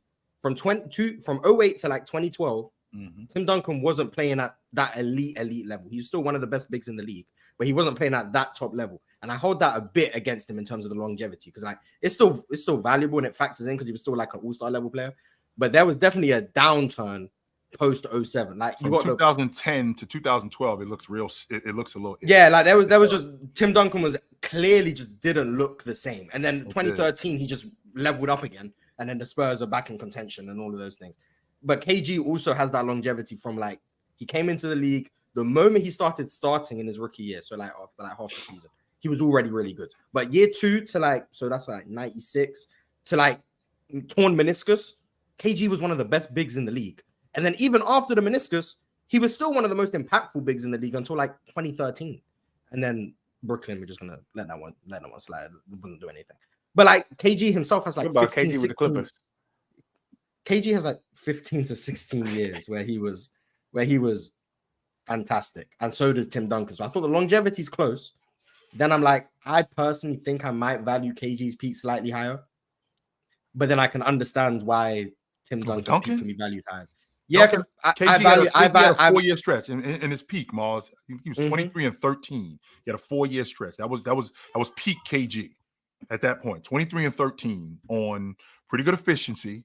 Not just pretty good efficiency. He was an elite defender at that point. Now, when you talk about when you're talking about Duncan, I think Duncan was 22 and 12 or 22 and 13. So we're relatively the same in terms of a peak. From that perspective, yeah. Right. But like for me, it was the versatility versus like, I don't know if dominance is the right word for Duncan. Maybe it is. But like the difference between them two for me was, I think KG's the more versatile player. You can use him in a variety of different ways. He can play off the ball and on the ball. I think he's the better passer, the better playmaker, all of those things, the more versatile defender. But I think Tim Duncan was just a more consistent scorer because of his strength. And he didn't rely on the outside. KG is like more like number 32 as a scorer in terms of relying on the outside shot, the face-up game, all of those things. And that's why his efficiency would also suffer in the postseason. Duncan was more back down, bruise, post up, going to get to the middle of the floor, get to my jump hook, step through, up and under. Everything's with the right hand, no left hand for Tim Duncan, whatever. But everything is just, I'm getting to the easiest shots in the game. And you can't take that away from me because other than Shaq, I might be the strongest player in the league. That's where I can value Tim Duncan because it was harder to take away what he did offensively than KG. Well, Mars, it's also a reason why it was harder to take that away. Yeah, you're going to say that. Can we address the elephant in the room? Yes. I think this pop system, this help he had, I think is overblown. It's not necessarily the pop system, even though I do value that heavily. I'm just talking about Tony Parker and Manu Ginobili. Ron, hold on, Ron. And this is the issue that I had when it comes to guys like Tony Parker and Manu Ginobili. We didn't know who these guys were. We didn't know who Klay Thompson and Draymond Green was. Actually, what, Chill? I'm telling you right now. There's the end of the lottery. Okay, first and foremost, Draymond Green, the only reason why he ended up in the second round because he got into some nonsense. We're talking about the Big Ten Player of the Year. He should have been a first-round pick. So let's stop right there with that. Number two, we're talking about Tim Duncan. We're talking about a dude who was taking Avery Johnson, Jerome Kersey, Mario Elie, Francisco. I forgot his name. He's taking guys like that. Gus to the NBA championship in year 2. A bunch of journeymen. This is what he's doing. Why are you out here? Why are you not telling the whole tale? That one was nasty. Okay, Chill. Okay, first of all, David Robinson wasn't what he was in 1999 that he was 2 years ago. He wasn't the same, but he was still really good. He still was awesome. Yeah. I won't argue that. He was still awesome. But then you move to 2003, who we got Tony Parker in year 2. We got a rook in Steven Jackson, right? We got a rook in Steven Jackson. Let's see, who else was on that team? We had a bunch of cast-offs, and they weren't sure who Tony Parker was. In fact, it was that Tony Parker wasn't good. Let's make sure we clear on that, Mars, because the narrative at that time was Jason Kidd, who was becoming a free agent. They were after him going to the San Antonio Spurs. They were after Jason. The San Antonio Spurs were after Jason Kidd. So let's stop talking about. Everybody was after Jason Kidd at that moment in time. Not the NBA. What year are y'all talking about? What year are y'all talking about? 2003. But let's not act like. Saying if Luka was a free agent, everybody wouldn't be trying to get Luka. The NBA champion doesn't have that problem. The NBA champion is not replacing their lead guard with the dude right on the other side of the floor. Jrue Holiday will get. That's the point, though, Mars. That's the point, Ox. And the reason why is because. Hey, why you say Tony Parker wasn't that good, Mars, at that year? He averaged 15 in 03. He averaged like 15. He wasn't. Did he? I mean, 14.7. Shout out to him, but the outside. What you mean he wasn't that good? He averaged 14.7. Yeah, I mean, I think it's more than points, but the outside shot. This is when even any amount of percentages, the jump shot just wasn't going in. Right. The decision making was erratic at best. About him in year 3, and defensively he was just not good. Like, but the one thing he could still do was. He gets to the rim and he can finish. Second leading scorer on the team for sure. On a team that was offensively limited. Yes, we spoke about the 01 Sixers. The second leading scorer on that team was who? Aaron McKee. I'm not gonna be like, Aaron McKee, good offensive play, average 13. I mean, they won. I'm not gonna do that because Ginobili had 12 that year, 13 pretty much. Manu Ginobili as a rookie was not the most consistent player. I would say the most consistent. He wasn't. I feel you. I mean, at the 13 on 41%, I guess. The year that they won a championship, so 03, yes. Yeah. 02-03. That was not a good team, especially offensive. Bowen, it was not. Who was a journeyman at that point. Who was a journeyman at that point? Speedy. That's what I'm saying. He don't Turkoglu on the team with 9 too. their whole offense at that time was relying on Tim Duncan post-ups, and either he makes decisions. Who wasn't on that team? Or he scored. You talking about in what year? An 03. Steve Kerr. I don't think Steve Kerr's on that team. Oh yeah, old man. Steve Kerr never. Steve Kerr wasn't getting. Robert Horry was on that team though. But this is who they're Tim Duncan is going to the NBA championship with guys. Dude, that was not a whack ass team though. That's a solid team. Listen to the collection of names on the team. Okay, like he about to act like the 03 Spurs on one of the worst rosters to ever win a championship? Are we about to do this? Mars, am I losing my mind over here? You going off Bruce Bowen because you know what he is today. Back then, Bruce Bowen was on his fourth team in 6 years. So whether these guys, and he got with a guy like Greg Popovich and a collection of guys like Tim Duncan, Tony Parker, and these other guys that helped him become who he was. But Tony Parker wasn't Tony Parker yet. I understand because you know the name. You know the name is gonna draw in the chat, and it's like, oh, they had Tony Parker, but Tony Parker. Tony Parker's name might as well have been Bill Smith. Like he wasn't Tony Parker. He wasn't, not yet. Okay, so here's what I'm saying. Here's what I'm saying. Tony Parker wasn't the best version of himself. He was maybe the worst version of himself. Manu Ginobili wasn't the best version of himself. Steven Jackson wasn't the best version of himself. Okay. Bruce Bowen wasn't the best version of himself. Keep going. Malik Rose, who Ox brought up earlier, wasn't the best version of himself. Keep going. Steve Smith wasn't the best version of himself.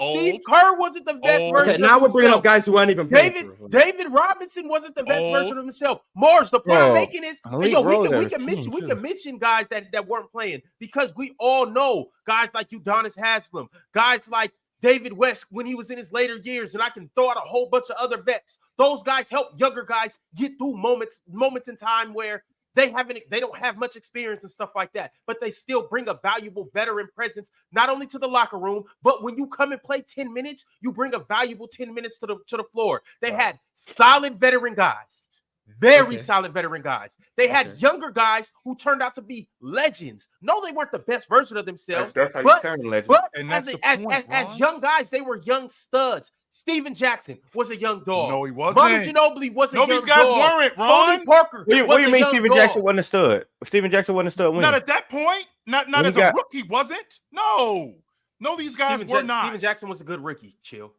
A good rookie. He averaged on a championship team. He averaged 12. He wasn't a rookie. Hey, he wasn't a rookie when he was with them. He wasn't. No, he was like like in his third year. It was year 2. It was year 2. He averaged because remember his first year. He was in year 3. He was in year 3. He was in New Jersey. Year 3. Yeah, he was their third leading scorer. This is the same. But can we stop equating value to just how many points per game these guys? Why did they win the championship? It was all because no, it's never all because of one person. It's never. We had a discussion with Oxford. Hey, the next year Steven Jackson averaged 18. Next year Steven Jackson averaged 18. You're shitting on Bruce Bowen. You shitted on Steven Jackson because they weren't great. It doesn't mean they didn't contribute. Hold on, chill. The next year, Steven Jackson averaged 18. Offensive team. Yeah, he wasn't. What we mean? How did he? We've seen guys make jumps before. We've seen guys go from this to that. So y'all saying that he wasn't good like that? But I didn't say he wasn't good. I didn't say that. What I'm saying is, as a championship roster, this is one of the lesser ones. That's what I'm saying. Right. And I'm also saying that doesn't mean everyone on the roster was trash. But I'm saying this was a team that on both sides of the ball was damn near entirely reliant on what Tim Duncan did. Offensively, it was every possession a post up for Timmy, and if he gets doubled, we're kicking out and we're moving the ball to the open man. On defense, we don't really have the best perimeter defenders outside of Bruce Bowen. Everything is going to be about we're running these janky zones, and everything's about Tim Duncan and David Robinson on the back line. That's how they won. It was elite defense with David Robinson and Tim Duncan, because I still think David Robinson was an elite defender. I'm giving him that credit. I think David Robinson was still a good player. Even in 2003? Yes, in 03, just because of his rim protection value. He didn't have the mobility anymore, but that's what I'm thinking about. His minutes went down a lot because he just wasn't able to maintain it. But when he was on the court, that tandem was elite on defense. And offensively, yes, it was entirely Tim Duncan. Every single possession just ran through what Tim Duncan could get them. That's all they had. their offense was not a very good offensive team. If we can understand, and I'm not saying they're the 0-1-6ers, but if we can understand that AI did what he had to do offensively, and they were getting through the playoffs on the back of their defense, getting through the playoffs on the back of their defense, it was the same with the 0-3 Spurs. Tim Duncan doing what he has to do offensively, and they're getting through the playoffs on the back of their defense. But the difference between them and the 0-1-6ers is the back of their defense was also on Tim Duncan's back. It was both sides of the ball, entirely dependent on what Tim Duncan did. That is this is one of the lesser rosters to win a championship. And Ron, please don't not great. And Ron, please don't leave out the fact that's a very good point, Miles. And Ron, please don't leave out the fact that the team they beat to get to the West Finals had mopped them out of the playoffs 2 previous years. That Laker team the year before that, with the same crew, beat them in 5 games. And then the year before that, swept them out the playoffs. Beat them with the same crew. What does that have to do with it? Okay, but and with that same crew, they turned back around and beat them. What? The difference is that this team with Tim Duncan, how much better he was. That's where the separator comes in with Tim Duncan and KG in my estimation. Because Tim Duncan was such the Swiss Army knife. Tim Duncan was willing to do whatever it is you needed him to do. You need me to be a bucket getter? I'm 25 a night. You need me to be a defender? That's how he became the 18 a game guy and became a rim protector and became a rebounder. You need me to be more of a transition player? I can do that. All of those things necessary for Tim Duncan to be in order for them to win. Don't get me wrong. From 2010 to 2012, it got tricky. But for all of those things you needed Tim Duncan to do in order for them to win or have an opportunity to win, he did it, which would explain why in 2007 they won the NBA championship, because him being the mid-range shooter that he was opened up the lane so much more for Tony Parker. Same thing with Bruce Bowen. This is disgusting, y'all. Open up the lane for all of these guys. No, I understand Tim Duncan is who he is, and I'm not taking anything off Tim Duncan's plate. But you guys have chill. You just did 2007 and basically just said that Tim Duncan won that solely too. Oh, I'm just saying 03. None of the 4 championships, like Tim. Yeah, in 03 we can say Tim Duncan carried, but once again, I just gave you guys a whole collection of Hall of Famers, Hall of Fame level guys, Hall of Fame level guys. I don't. They weren't Hall of Fame level yet. But they were very good. They were very good at that moment in time. You guys, I don't know what very good means. You guys aren't giving Tony the credit he deserves. You're not giving Tony the credit he deserves. Very good. They didn't even know who he was, Ron. They didn't even know who he was yet. The third leading scorer on the championship team. They didn't know who he was, but they found out. I bet they knew that next year. I think that's the most. Yeah, the next year he got paid and he had 18 a game for sure. This is crazy. Like I'm standing on 03 is one of the, in my opinion, one of the best carry jobs we've ever seen. Personally, I'm not going with 05, 07, 13. I don't think he carried in 05 or 07. No, I don't think. Yeah, I'm not doing that. I do think that he changed his 03, game. I'm standing on. He did change his game in 07. Yes, he did. So what about Tim Duncan's last championship? How did they win that? Are you talking about in 20? As a conglomerate, because that's the type of system that great. No, this is why I said I think. This is why I said I type of system. That's why I said I think the Popovich system stuff is overblown, because that 14 Spurs team did not play like any team from the 2000s. The 07 Spurs, the 05 Spurs, the 03 Spurs, the 98 Spurs. None of them played like that. Not one of those Spurs teams play like the 13 and 14. This is what I'm saying. One of them played like that. Point. None of them. Hey, Mars, it might not be apples and oranges. It's still fruit, okay? Ron, you can't do that. The point I'm making is it's still fruit. The point I'm making is they still played as a unit. The offense was ran as a unit. That they won as a team. Defensively and offensively. The offense was not run as a unit. And this is what I'm saying. Like, people, I can't do this without just telling you guys to watch the games. Go watch the game from the 03 Spurs and go watch the game from the 14 Spurs. The ball movement is drastically different. They are not moving the game in 03. They were heavily it wasn't as a unit. It was strictly on Tim Duncan post-ups. Mars, you're right. Tim Duncan was elite. You're right. The offense was ran through Tim Duncan being elite. But you guys are using but you're using that to discredit all of these other guys. Because they weren't who they were yet, including you. You don't want to give David Robinson his credit. It took Morris coming up here to say that he was that great on defense for you to even give him some credit on defense. Hey, Mars, the 14 in that 14, bro. The Spurs had 5 different players in double figures. The ball had to be doing something. The ball was moving, and that's the best ball movement I ever seen. We're not arguing that the ball was moving. The 14 Spurs, I'm with you. I don't count rings. I'm not like Tim Duncan I'm not doing that. Right. And that 14 ring is not about just Tim Duncan. Tony Parker was their best offensive player. Tim Duncan was maybe their best or second best defender, depending on how you feel about Kawhi. But like that was a team championship. 03 is if there's ends of the spectrum, you got the 14 Spurs on that end of the spectrum and the 03 Spurs on that end of the spectrum. It's not Two completely different teams. No, it's not that far because they had four. They had four. Talking about in 99, they're winning games like 79 to 77. The only similarity no, they had four. They had four though. San Antonio Spurs, and they both employ Popovich, Duncan, Parker, and Ginobili. That's the only similarity in terms of style of play on both sides of the ball. Drastically different in terms of ball movement on offense. Drastically different in terms of the way they use the post. Drastically different. All of it was different. None of it was the same. Not one bit of it was the same. None of it. Go watch it for yourself. What if I was to tell you in the playoffs during that year, the Spurs had 5 players, the same amount that Jordan just said. They had in 2003, they had 5 players that were double digits. Yeah, and this is why I keep saying stop. I can't watch the games. I can't do this anymore. During the playoffs, watch the 5 players that average double digits. Watch the games. That playoff. Okay, first playoffs. No. Because now I'm looking. No, go ahead, Morris. Go ahead. Duncan, I'm looking at it. No, say it. First of all, you want me to share my screen? That's not true. That's not true. I'm looking at the playoffs in 03. They did. I am looking at the Okay. We're gonna play a little bit of semantics, but go ahead, Morris. Tim Duncan in the 03 playoffs.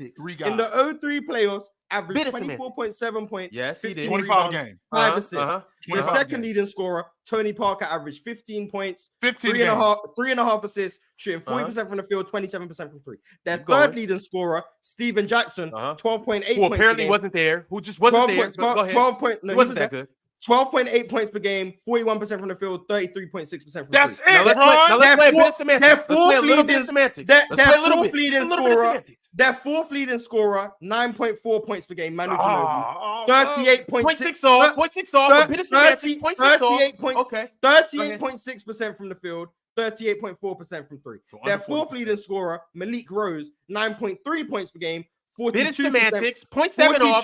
Bit of semantics. On 42%. Check out Malik Rose. Check out Malik. 6'7" power forward Malik Rose, shooting 42% from the field. If I go down this roster and just go down their field goal percentages, you got Tim Duncan, 53%.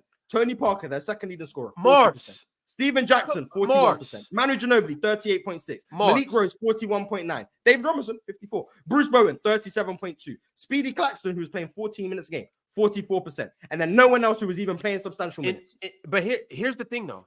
You will be the first person to point out how inefficient that this era was. But then now you want to go down and do this. You want me to do relative to era?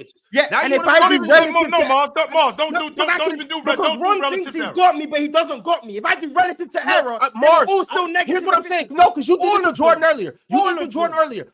It's not about the percentages that I care about. I just care that you guys are saying that these guys were basically bum of players next to Tim Duncan, and I don't respect that. And I don't respect that. And I don't respect that. You might not have said those exact words. You might not have said those exact words, but you guys are bigging them up the way that I believe you should. Which we shouldn't be, because they weren't what they are today. That's number one. All right, y'all got it. They got a guy that's averaging 25 a game. Their second guy is averaging. I gotta go, guys. Since we're on the subject of buckets, but I mean, we got Superchats. Yes, we do have super chats. Yes, we do. All right. All right. Before we get to these super chats, I just want you guys to know. Ox, I'm telling you. Eat it, hater. What up, PC Nation? Warmer, sunnier days are calling. Fuel up for them with Factor's no prep, no mess meals. Meet your wellness goals in time for summer thanks to the menu of chef-crafted meals with options like Calorie Smart, Protein Plus, and Keto. Factor's fresh, never frozen meals are dietitian approved and ready to eat in just 2 minutes. So no matter how busy you are, you'll always have time to enjoy nutritious, great tasting meals.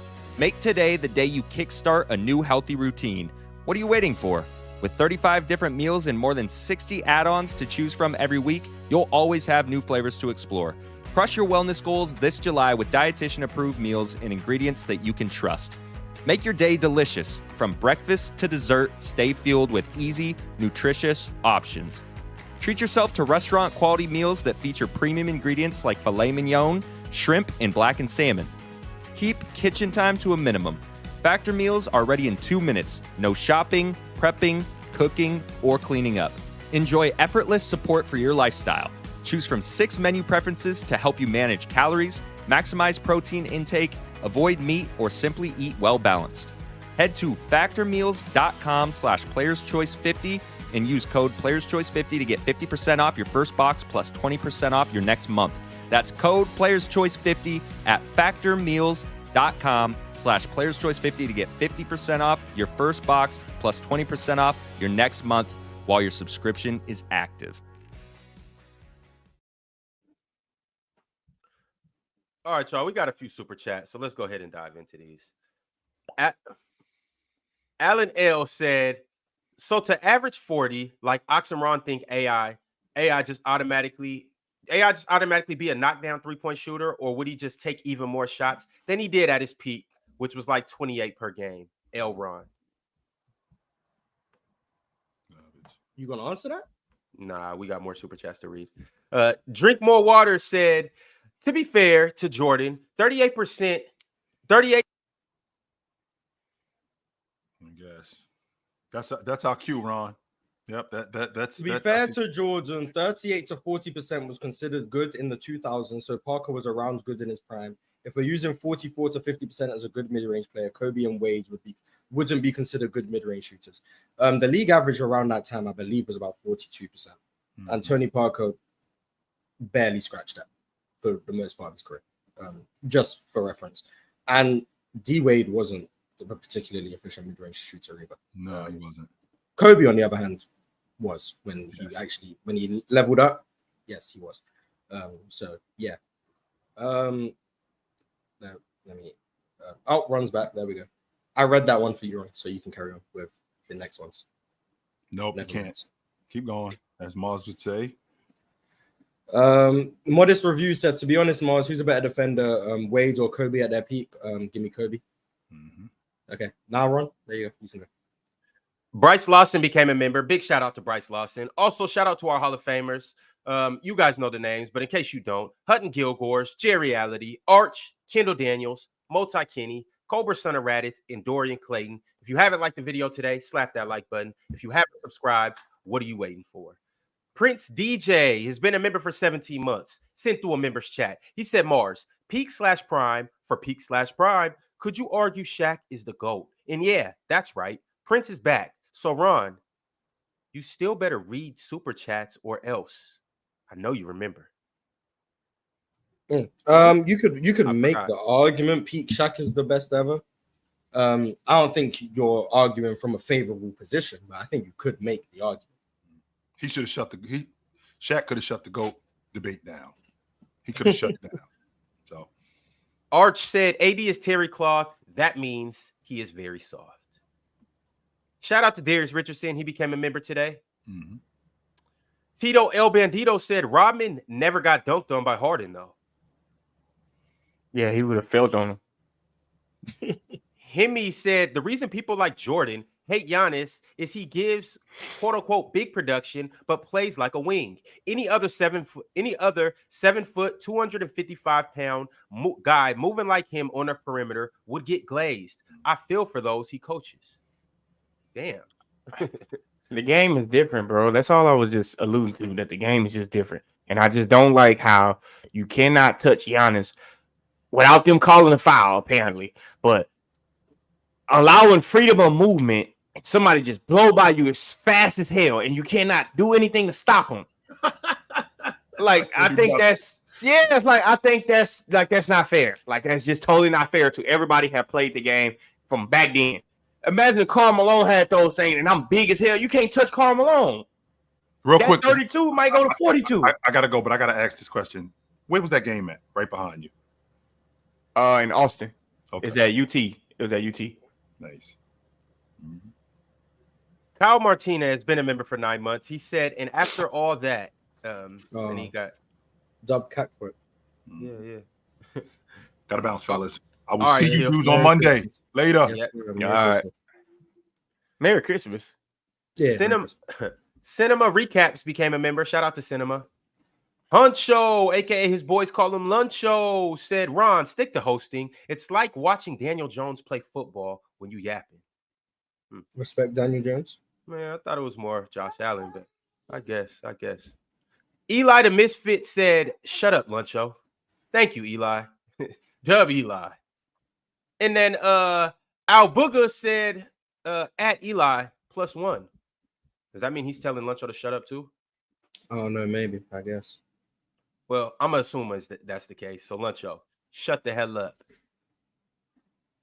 Hemi also said, Ox stays saboinging for old guards. Chilltown, drop your brow. You wasn't gonna say anything. Giannis is against illegal defense and man abuse baseline drives. Barkley, the worst 3-point shooter ever. Yeah, who cares what Giannis is against illegal defense. What does that mean? Like Giannis, what does it mean? That Giannis would dominate, is what he's saying. I think people kind of got illegal defense mixed up with like I think people don't really understand what illegal defense is, but that's another debate because I see that in my comment section all the time.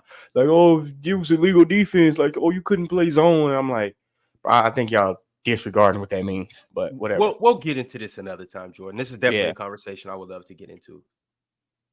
Realist123 said, I know a center now, but his days were at power forward. So I know he is center now, but his best days were at power forward. So I rank Anthony Davis as the second greatest power forward of all time. One Duncan, 2 AD, 3 KG. Number 32 is not available. I don't agree. I got him at 6. Yeah, I got him at 6 too.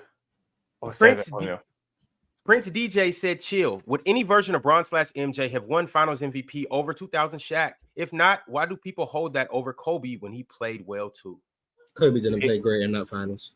Yeah, and he must have saw my post. I think people get pissed off with me and they say it on TikTok all the time or Instagram.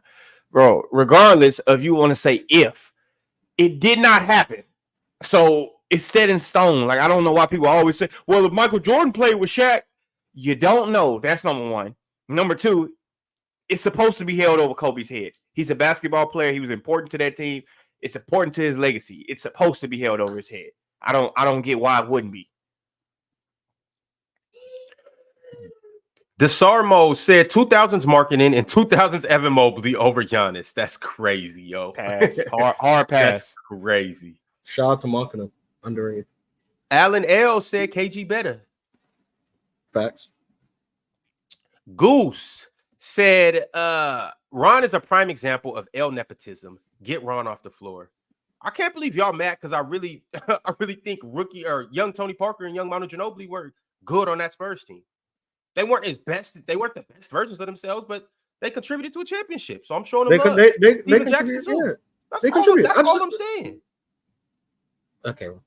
That's all I'm saying, Morris. Like, it was a Tim Duncan carry job, but the other. So why was we debating if we all agree they contributed? I just agree that they contributed a little more.